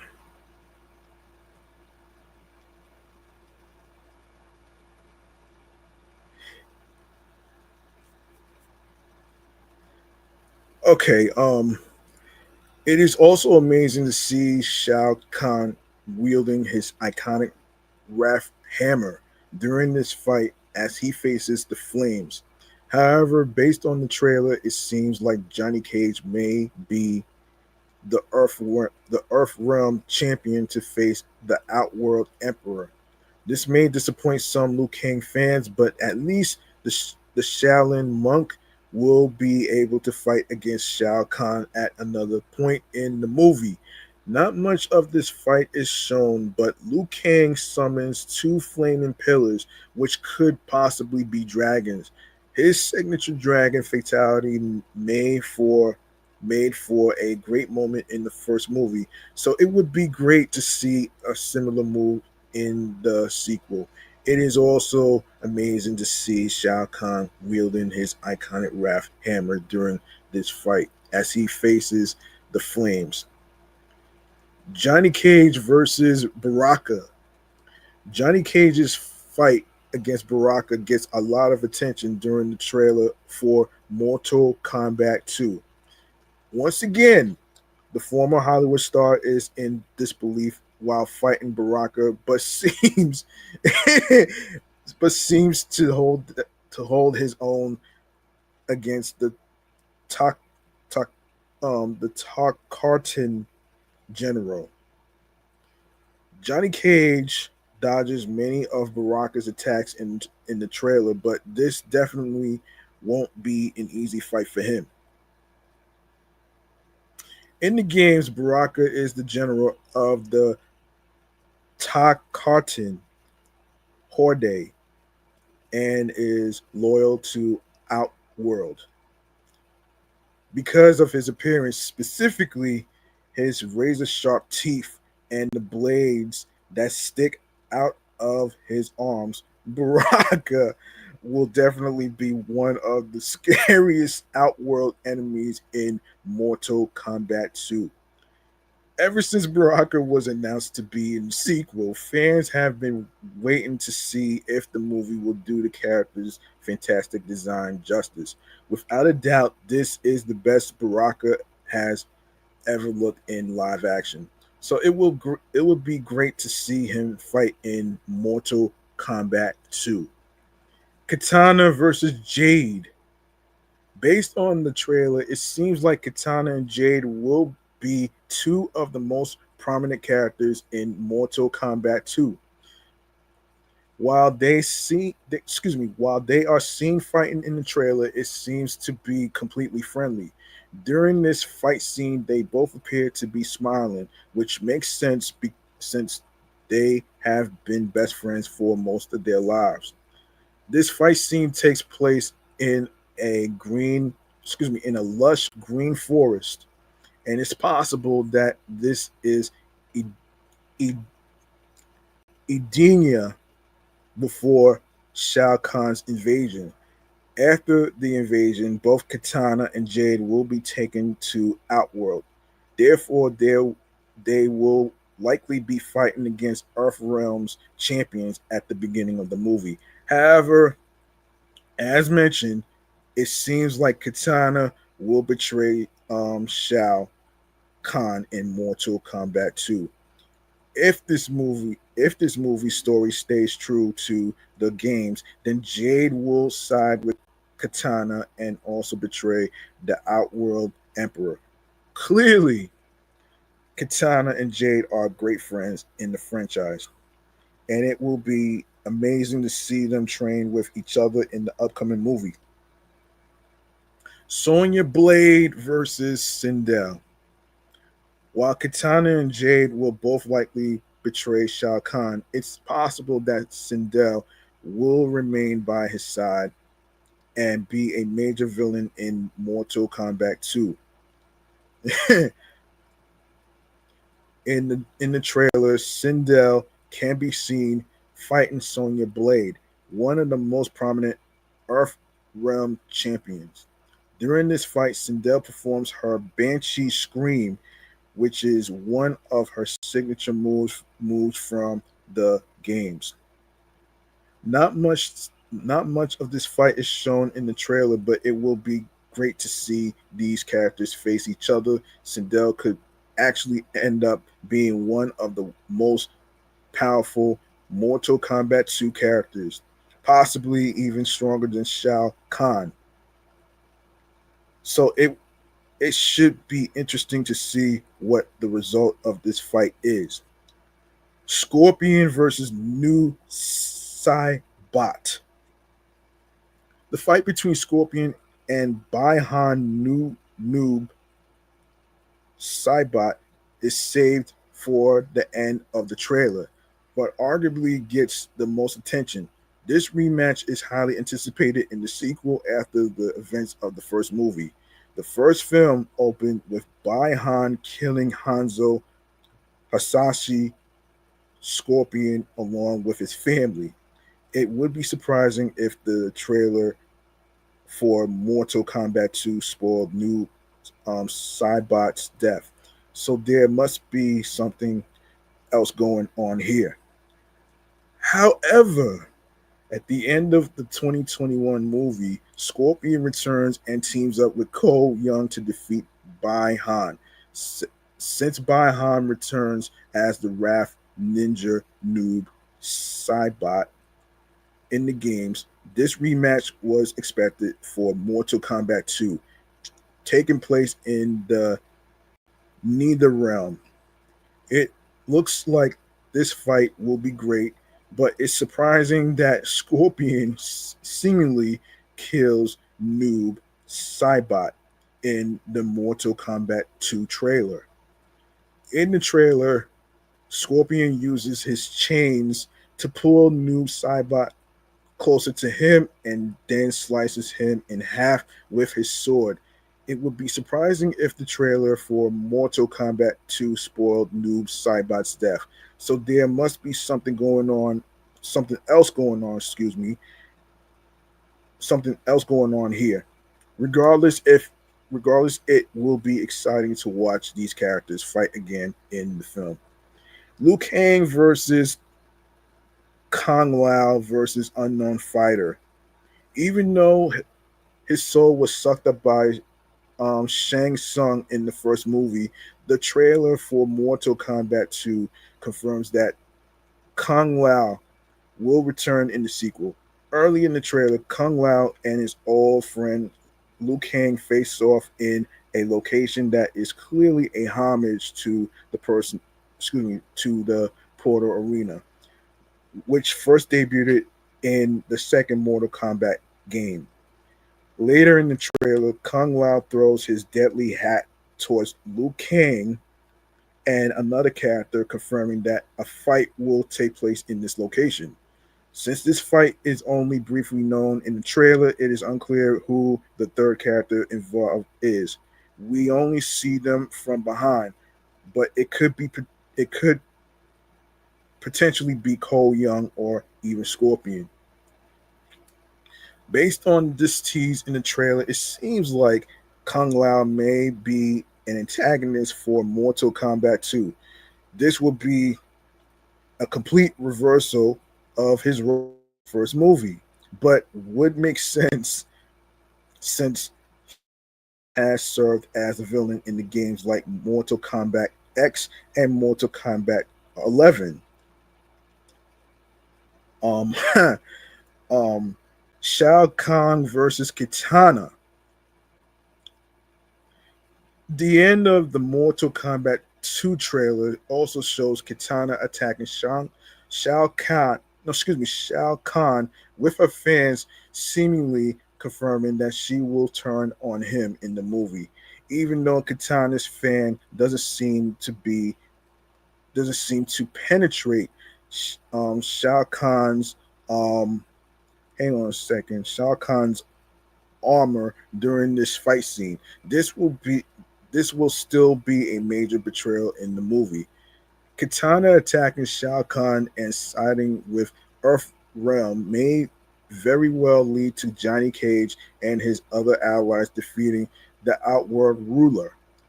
Therefore, the story of Mortal Kombat 2 will probably build up the resentment that Kitana feels towards Shao Kahn before finally allowing her to betray the villainous character. And finally, Johnny Cage versus Kano versus Noob Saibot. Scorpion and Noob Saibot won't be the only characters who fight in the Nether Realm in Mortal Kombat 2. At the very end of the trailer, a three-person fight between Johnny Cage, Kano, and Noob Saibot is teased. Not much of this fight is shown, but Kano does point out that Johnny Cage doesn't have powers in Mortal Kombat 2. This detail proves that he will have a tough time defeating all of his opponents in the movie. However, emphasizing Johnny Cage's lack of powers in the trailer could be teasing that he will indeed some in Mortal Kombat 2. Before this happens, he will have to handle Kano and Noob Saibot, who will be two formidable opponents in Mortal Kombat 2. So there you go, right there, and it's rated R, by the way, folks. And the release date of the rated R movie is going to be October 24th of this year, which is Halloween month. Mark your calendars. I know everybody's excited for this second sequel to the first one, and I'm pretty sure some of the characters will be done with justice. And if the and you know, so we'll see what happens how it does in the box office. I will go over how much um Mortal Kombat 2 did in the box office. I'm pretty sure it's going to do decent though, decent numbers. So we'll see what happens. All right. So there you go. That was the 12 things that are confirmed in the Mortal Kombat 2 rated R movie. So there you go. Now, let's see. Let's see. Let's see what else I have to talk about here. Let's see. Uh yes. Yes. Let me see. Let me see. Let me see. You know what? You know what though? Let's get into I want to get into something right here. Let's get into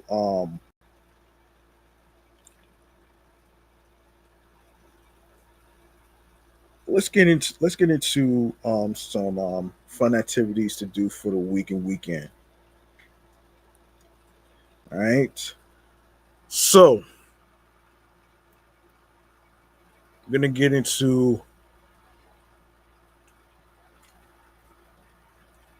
we're gonna get into this segment right here.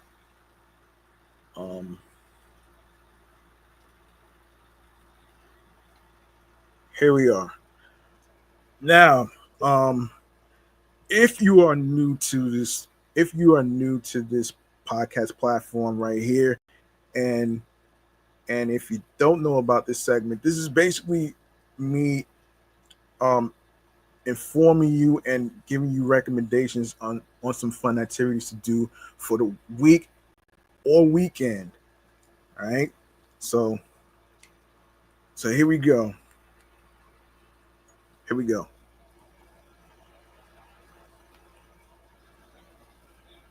Remains to be seen, kids. Get it? Remains to be seen. Yes, I have a whole lineup of fun activities for you folks at home who are living in the five boroughs, Long Island, and whatnot. That's actually looking for some fun activities to do for the weekend. And the first thing I want to start off with is SneakerCon. All right, so SneakerCon is happening on August 2nd, 2025, which takes place at the Columbus Convention Center, 400 North High Street, Columbus, Ohio, 43215. And of course, SneakerCon in New York, August 9th and the 10th of this year, which takes place in the Brooklyn Storehouse, Brooklyn Navy Yard, Building 293, Assembly Road in Brooklyn, New York, 11205. And of course, obviously, there's more SneakerCon locations. Um, SneakerCon is also going to take place in Dallas, Texas, August 23rd to the 24th. Um, the setting will take place at the Dallas Market Center main hall, 2 2100 2100 2100 North Stemmon Freeway, Dallas, Dallas, Texas 75207. Uh, of course, you have SneakerCon Los Angeles, California, which is happening September 6th and the 7th of this year. Anaheim Convention Center, 800 West Catella Avenue, Anaheim, California, 92802. Of course, don't forget to actually get your tickets. Hurry up and get your tickets at sneakercon.com/events. And Angie Martinez's barbecue. Let's talk about that. Angie Martinez's barbecue is taking place this summer, actually, which takes place Sunday, August the 3rd. And it starts from 2 p.m. to 6 p.m. at the Knockdown Center, 5219 Flushing Avenue, Queens, New York, 11378. And who will be appearing, you ask? You got Mo Liv, Trey Songz, Jim Jones, Zeddy Will, Bay Swag.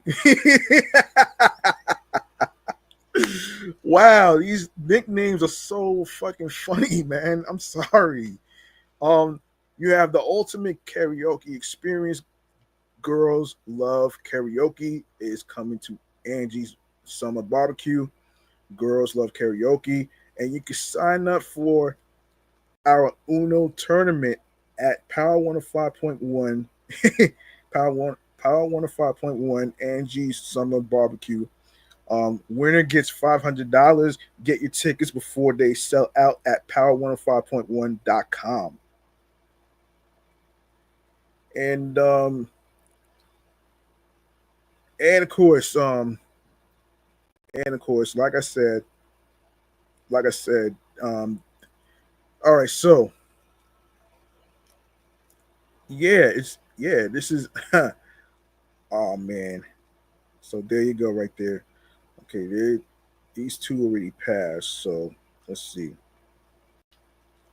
Of course, shoot the most free throws and win a trip to Miami, Florida, only at Power 105.1 with Angie Martinez at Angie's Summer Barbecue. That's what BBQ stands for. Get your tickets before they sell out at power105.1.com. So there you go.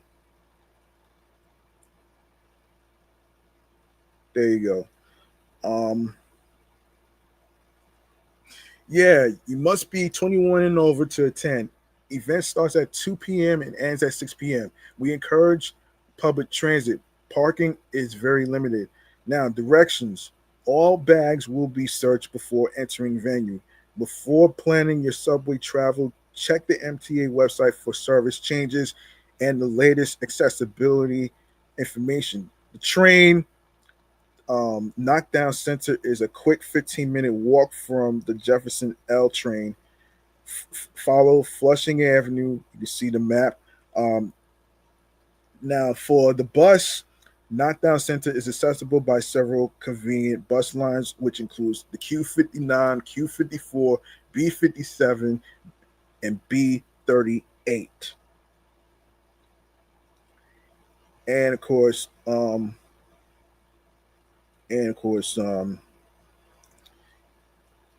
there's a few sponsors that's included. I'm not gonna get into too much of it. Y'all can look at the sponsors for yourselves and all that great stuff right there. So there you go, right there. And before I forget, let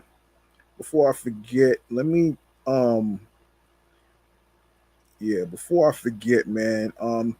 listen. To all you New York Mets fans out there, man, that is looking for some fun activities to do, Wardy from YouTube is having his Wardy Day that's happening on Friday, August 1st. All right. You can get tickets from SeatGeek /Wardy10. All right, hurry up and get your tickets so you can hang out with Wardy and hang out with him as far as talking Mets and everything else in between as far as like everything else. If you haven't seen the promo for Wardy Day, go to Wardy NYM, subscribe to the channel, and of course he'll fill you in. He'll fill you in on some activities that's happening on Wardy Day um, on Friday, August 1st. August 1st is a Friday, so just to let you know. And so there you go, right there, folks. Let me see if there's any other. Actually, better yet, good thing I'm on timeout.com. So I will actually fill you in on some stuff that's happening. That's happening. So if you're not from New York and you are from Chicago, Los Angeles, um, Paris, any other areas that you are from, you can actually check out Timeout, the website. I'll put it up at the end. So all right, so for all you New Yorkers right there, this one's for you. We have MoMA PS1's warm up. All right, so one of the hottest events of the summer is the aptly named MoMA PS1 warm up, and it's back for 2025 with an impressive lineup. This party turns the museum's courtyard into a dance floor with DJ sets and live performances on Friday evenings in July and August.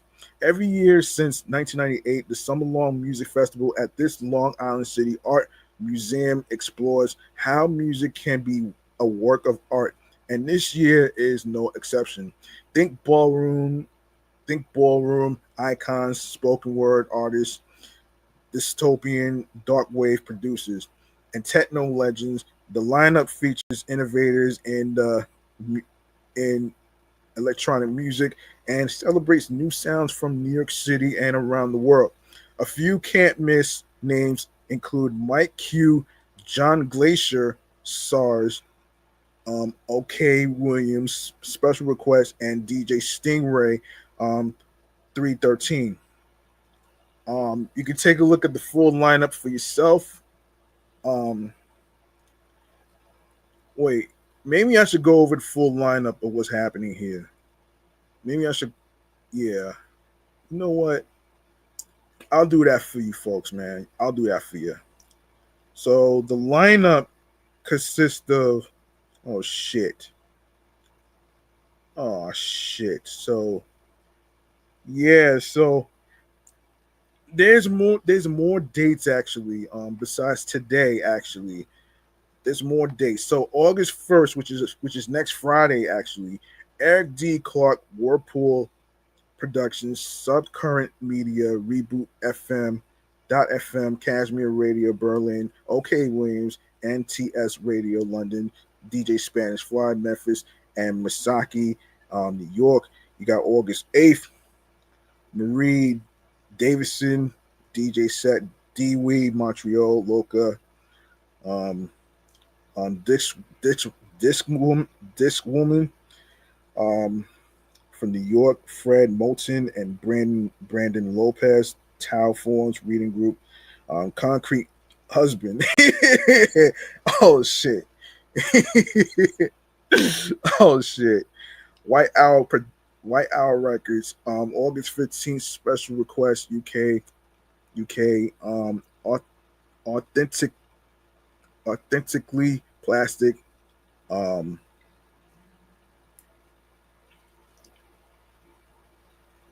yeah, in London and Kampala. I don't want to butcher the name, so I'm just gonna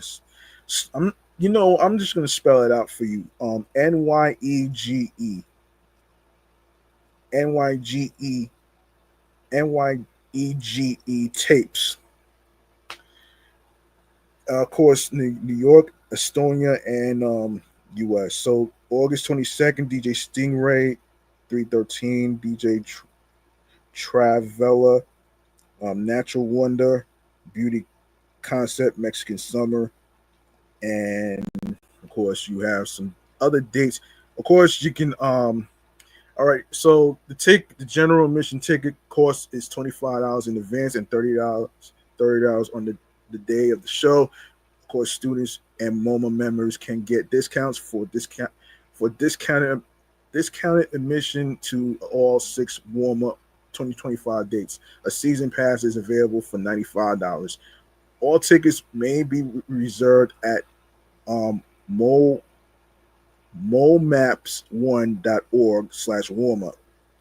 Long Island City residents with proof of residency in zip codes 11101, 11106, 11109 get one complimentary ticket per event on a first come, first served basis.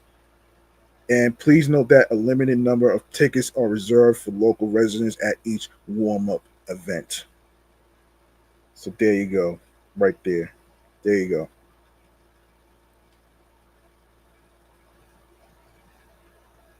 All right, so we have the Stoop Summer Festival that's happening tomorrow, which is Saturday, July 26th. Calling all art lovers. Everything you want will be in one place for a day. Stoop's Art and Community in Best Eye, which is in Brooklyn, is back for the 12th year on Saturday, July 26th, which is tomorrow, for a full free day of all ages programming rooted in local pride, art, and storytelling. The theme of this year's festival is Echoes of Greatness, celebrating best gems, and will celebrate through visual art, live music, healing workshops, and other creative activities. The 1 to 7 p.m. window allows plenty of time to appreciate all Best Eye has to offer. So this is a free event, I suppose. Yes. And let's see. Okay, classical music concerts at Lincoln Center. New York City has a glorious history of offering high quality art and culture for rock bottom prices. Rock bottom may not be what it once was, but at least the culture remains at the same high standard. And this summer, you can confirm that for yourself when Lincoln Center hosts concerts for as little as $5 through Saturday, August 9th, or rather $5 is the minimum amount for the choose what you pay fee structure. The concerts comprise the Festival Orchestra of Lincoln Center series, part of the Lincoln Center Summer for the City, highlighting musicians from across the world who routinely perform with Lincoln Center, who might better know the Festival Orchestra um, from its previous iteration as the Mostly Mozart Festival. You have the hold on. You have the Latin American Photo Festival that's also happening. Um, the annual Latin Photo festival features work by Latin American photographers exploring powerful and important topics. This year's festival, which runs through August 3rd, will include topics such as Venezuelans, reverse migration to South America, the housing crisis in Peru, youth led resistance in Brazil, incarceration and the water crisis in El Salvador, life on a tiny island off the Caribbean coast of Colombia, decades of Bronx and Puerto Rican life, and the archival images of a Caribbean social club in Brooklyn. The festival is free and open to the public with exhibitions at El Maestro Boxing Gym, Casa Amadio, and Bronx Arts Space, all in the Bronx. Exhibitions will also be on view in Manhattan at Losada Center in Queens at Terraza 7, and in Brooklyn at um, Tonita's Caribbean Social Club. And for those who drink beer, wine, and spirit, Brooklyn Summer Beer, Wine, and Spirits Fest is happening. So Beer, Wine, and Spirits Fest is your all access pass to beer, wines, and spirits from around the world. The Multi City Booze Fest has a few planned stops in NYC this summer, with Brooklyn included in the mix. All right, Brooklyn Summer Beer, Wine and Spirits Fest will head to Brooklyn Navy Yard on July 26th. Attendees will receive a souvenir cup to sample over 100 beers, wines, and spirits on site. Loyal to your local talent,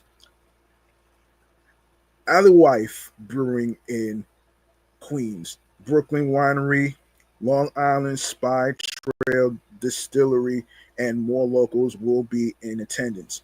But if you are looking to travel via your taste buds, the event will have brewers, distillers, and winemakers from across the country and abroad, including brewers from Brockton Beer Company in Massachusetts and Japan's Hokkaido Brewing Company to spirits from one of the world's oldest distilleries, Slovakia's Nestville whiskey. And before you bowl over due to all the booze, food vendors will be on hand with bites from Chavez empanadas, mozzareppies, mozzareppas, taste of Poland, and more. So the tickets are going to be $18.65 for designated drivers and $69.58 for general admissions. So so reserve your tickets. All right. And wait a second. Wait. Hold on a second. All right, so let me go to the Bronx Night Market here. So here are the dates. So tomorrow, July 26th, another date that's happening August 30th, and of course September 27th and October 25th. All right, so since 2017, the Bronx Night Market has been the longest running event series in the Bronx. You can find it in Fordham Plaza on the last Saturday of each month through October. Among the 35 vendors, you can find refreshing drinks from aguas, frescas, um, tea lax calita, smoked chorizo from Casales Kitchen, and grilled lobster tail from Keys to the Kitchen. That's a cool name. Other activities include a pop-up bookstore curated by Bronx is Reading, which will host a bunch of literary excuse me, literary activities folks for folks of all ages, a new general store filled with fresh products sourced locally called Farmers Market, Fordham Farmers Market, Bronx natives beloved Tiny Desk concert series, and a vegan bazaar that will promote the sort of healthy foods that the traditional market does not regularly pay attention to. So, like I said, the dates are July 26th, which is tomorrow, August 30th, September 27th, and October 25th. So, of course, you can actually, um, I don't know if this is a free event, but let me take a look at this for you folks out there. I'm not sure this is a free event, but let me take a look.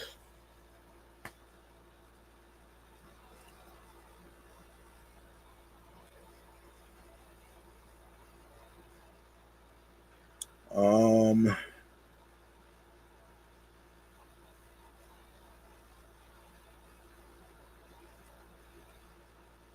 let me take a look for you folks out there that's living in the Bronx about this event.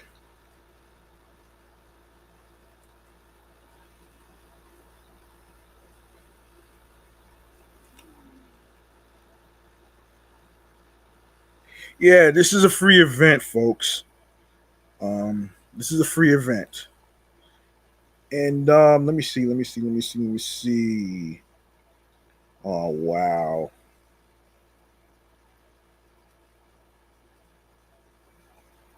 The other spots of where you could find some fun activities, I will cover that probably next time. And next time in the in the segment of remains to be seen. So I got y'all with that. So I want to put up the website so you folks can actually take a look. Let me see. Let me see.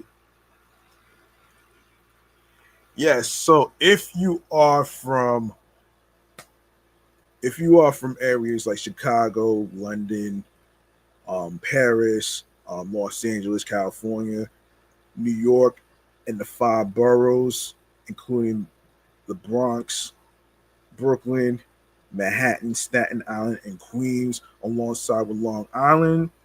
Of course, this one's for you. You can check out this website right here at www.timeout.com. That's www.timeout.com. Write it down on a piece of paper. You can even text message that to yourself so you don't forget. All right. So there you go. There you go. All right. Let's see. Oh my gosh. All right. I'm gonna touch on some video game news real quick. I'm gonna touch on some video game news real quick for the month of October, for the month of August. This segment right here. Um, this segment right here is video game entertainment newsroom. All right. So I got y'all though. Um, so yeah.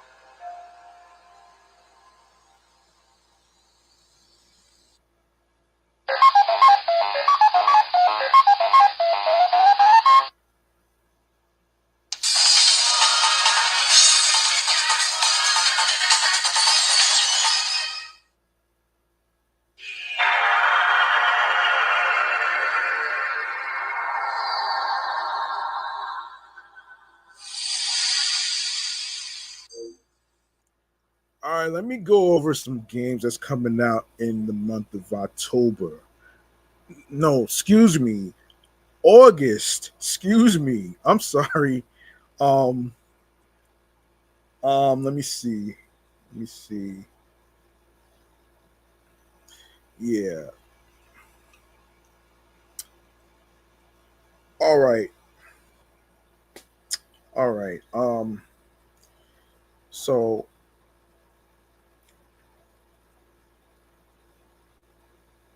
So let me see. I already covered some stuff for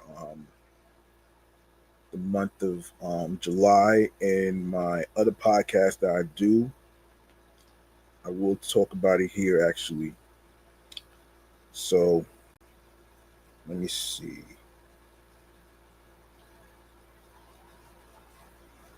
And all right, so we have here is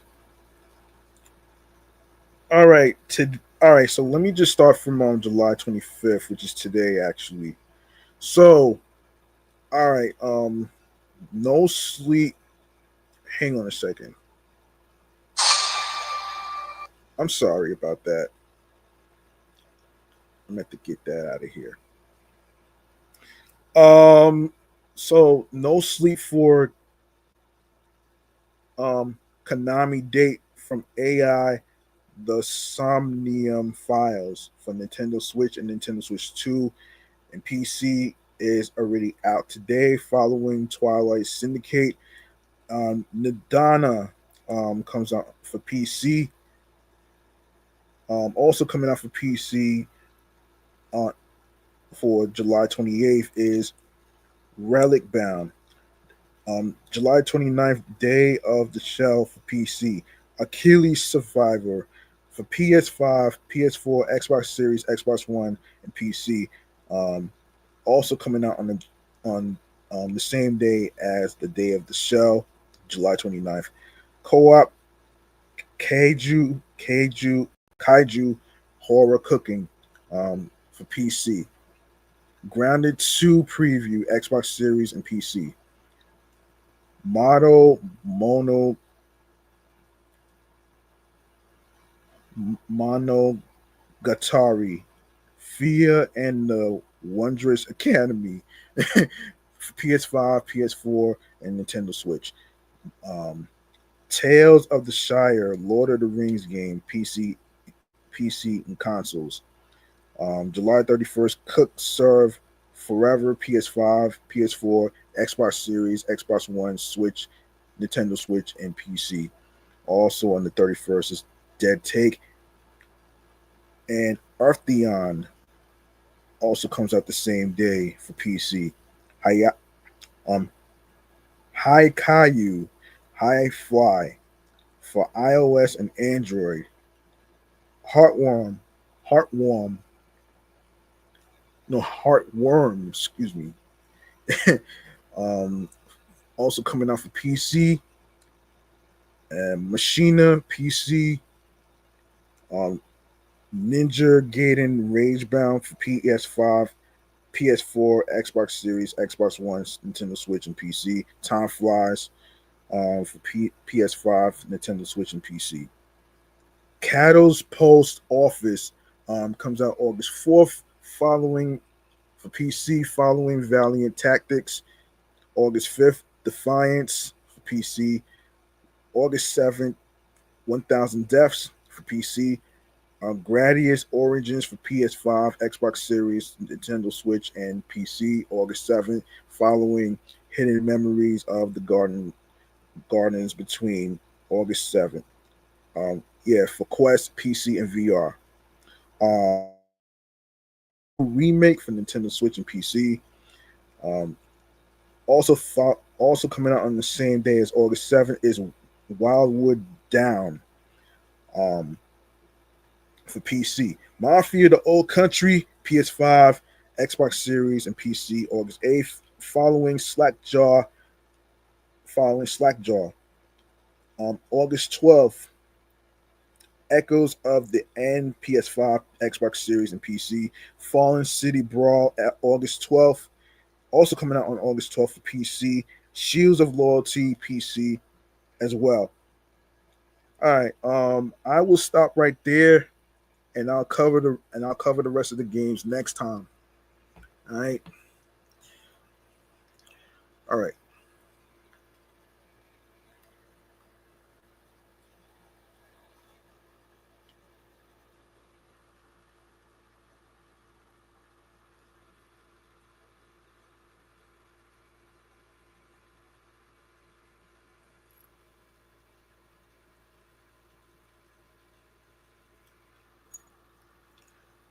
All right. We'll wrap up here. Actually, we will wrap up here, and the last segment will be. Hang on a second if I can find it. Yes, stream choices on the go. Let's get into it right here, right now.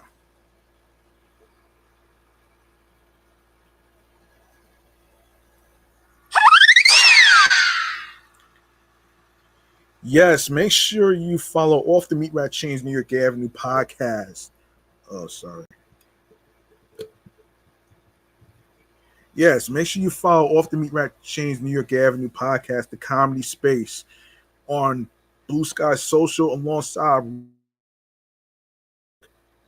Threads and Instagram. The same goes with my other podcast shows, my sports platform, my sports edition show, Excellent Fun Vibrant Talks podcast, my entertainment review show, Meticulous Vibe Juice podcast, as well.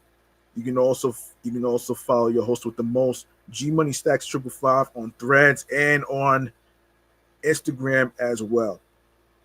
And I will gladly go over where you can listen to the episodes on streaming platforms.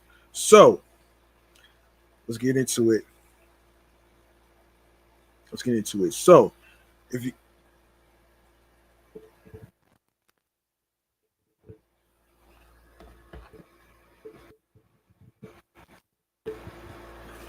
if you go to the link in bio where it says linktree/G Money Stacks 555, you're gonna see a list of streaming platform links, and of course YouTube is involved as well. So we're on Odyssey, Audible, Audioburst, Amazon Music, Apple Podcasts. Make sure you give a review and a 5-star rating. It'll help me with some confidence in creating more topics, more episodes for you folks at home for you to listen for relief. And and and of course you can also download the episodes as well. Castbox FM, Deezer, Listen Notes, Moon FM podcast, Overhaul FM podcast, Pandora, Player FM, Pocket Cast, Podo Polo, um, Podorama, Podcast Index, Podcast Addict, Podchaser, Podverse, Podcast Guru, Podcatcher, Podcast Republic, Snipped, Spotify. Please make sure you add the podcast to your Spotify playlist. And of course, you can stream these episodes on Spotify as well as Spotify for creators. And of course, TuneIn Radio, Fountain,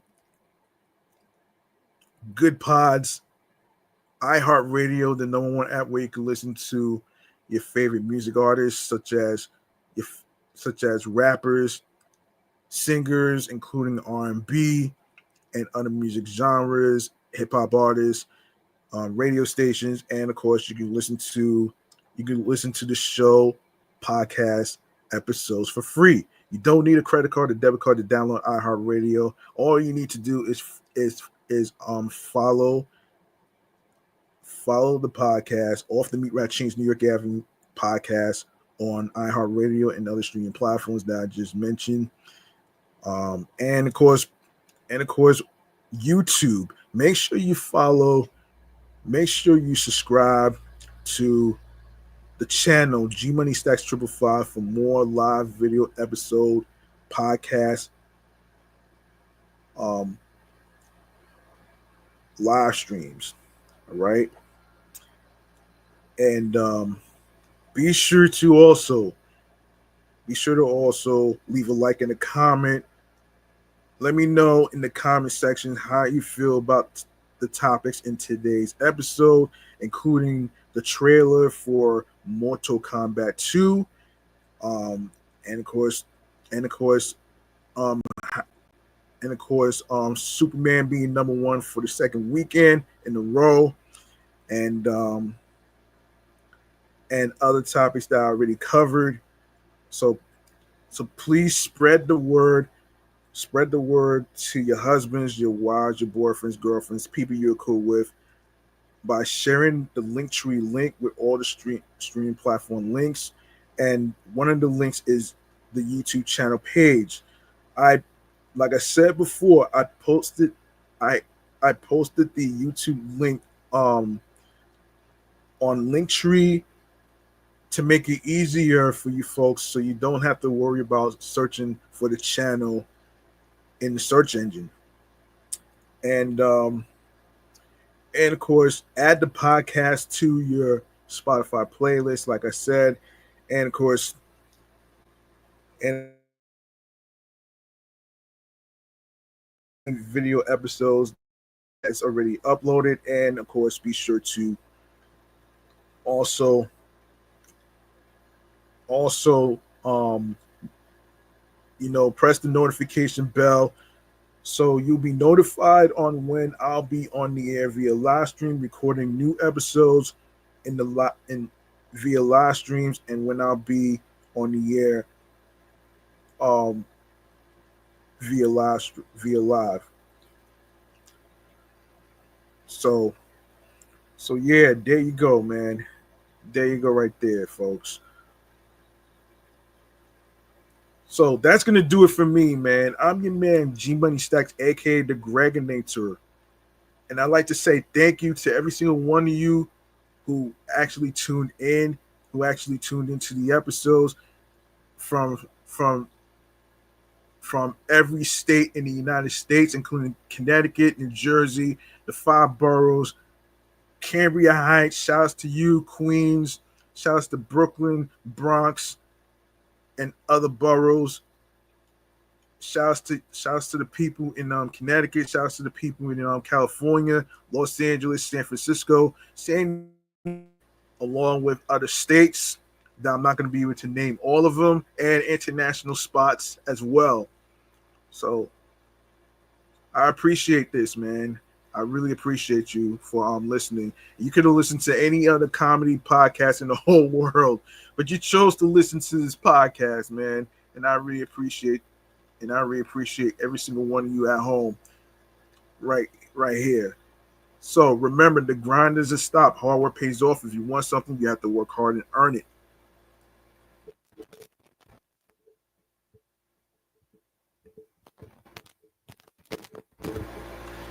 Yeah, you have to work hard and earn it.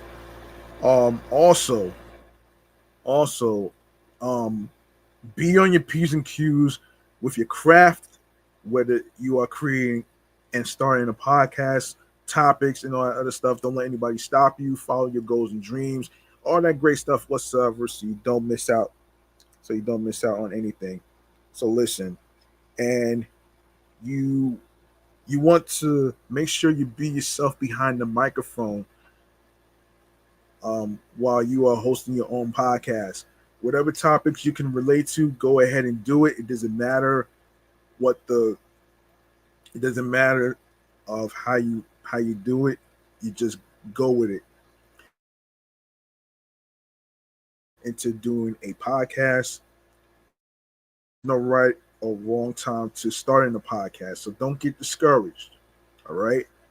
I'm here to inspire you so you guys don't, so you folks at home don't really give up. And try to find a balance between going to work and having time for yourself on your days off. All right. And of course,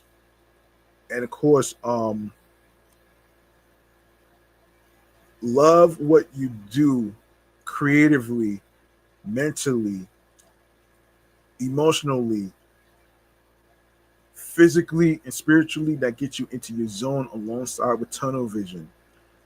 All right. Like I said, that's gonna do it for me, man. And I hope every single one of y'all enjoyed this episode, enjoyed the movie topics, enjoyed the video game topics of each game that's coming out at the end of July. And of course, in the month of August, I'll cover the other games in the month of August and all that stuff. So next time, and I'll be back with more new episodes whatsoever. Stay tuned for more new topics and everything else in between. And one more thing before I get up out of here. Man. I wanna let y'all know on this actually. I want to let y'all know on this one right here. Hold on a second. If you are looking for cooling centers, right? I know there's going to be more heat waves coming up next week. If you are looking for more cooling centers to go to in the neck of the woods of where you live to a neighborhood near you, all you gotta do is call 311, or you can check out the website at www.finder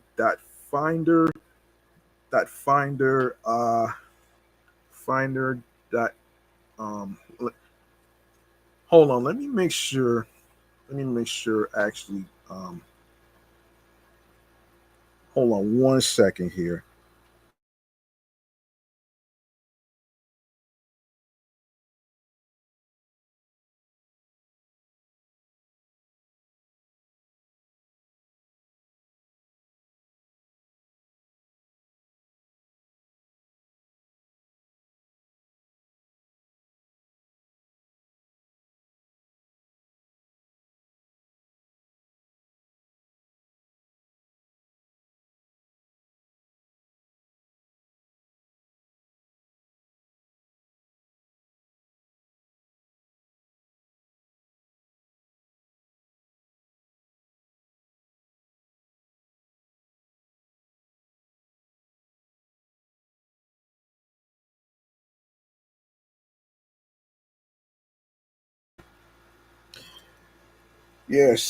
Sorry about that. I'm gonna get the website for you folks right here. So let me just look for it right here. All right, so the website that I'm talking about here is www.finder.nyc.gov/cooling centers. All right, you have two options here. You can call 311.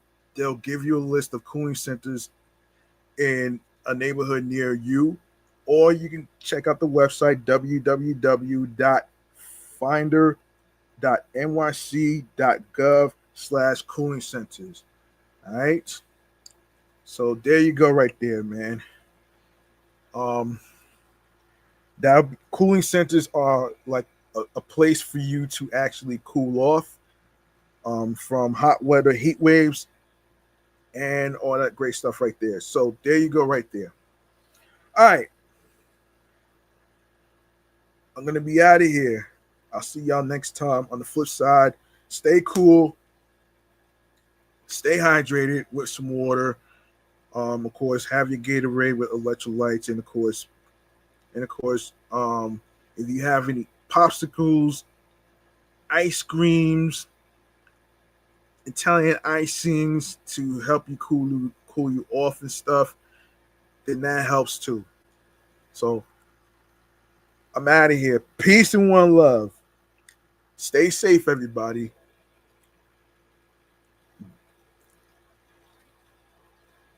Stay safe, everybody. I'll be back next time, man. Peace. Good night, everybody.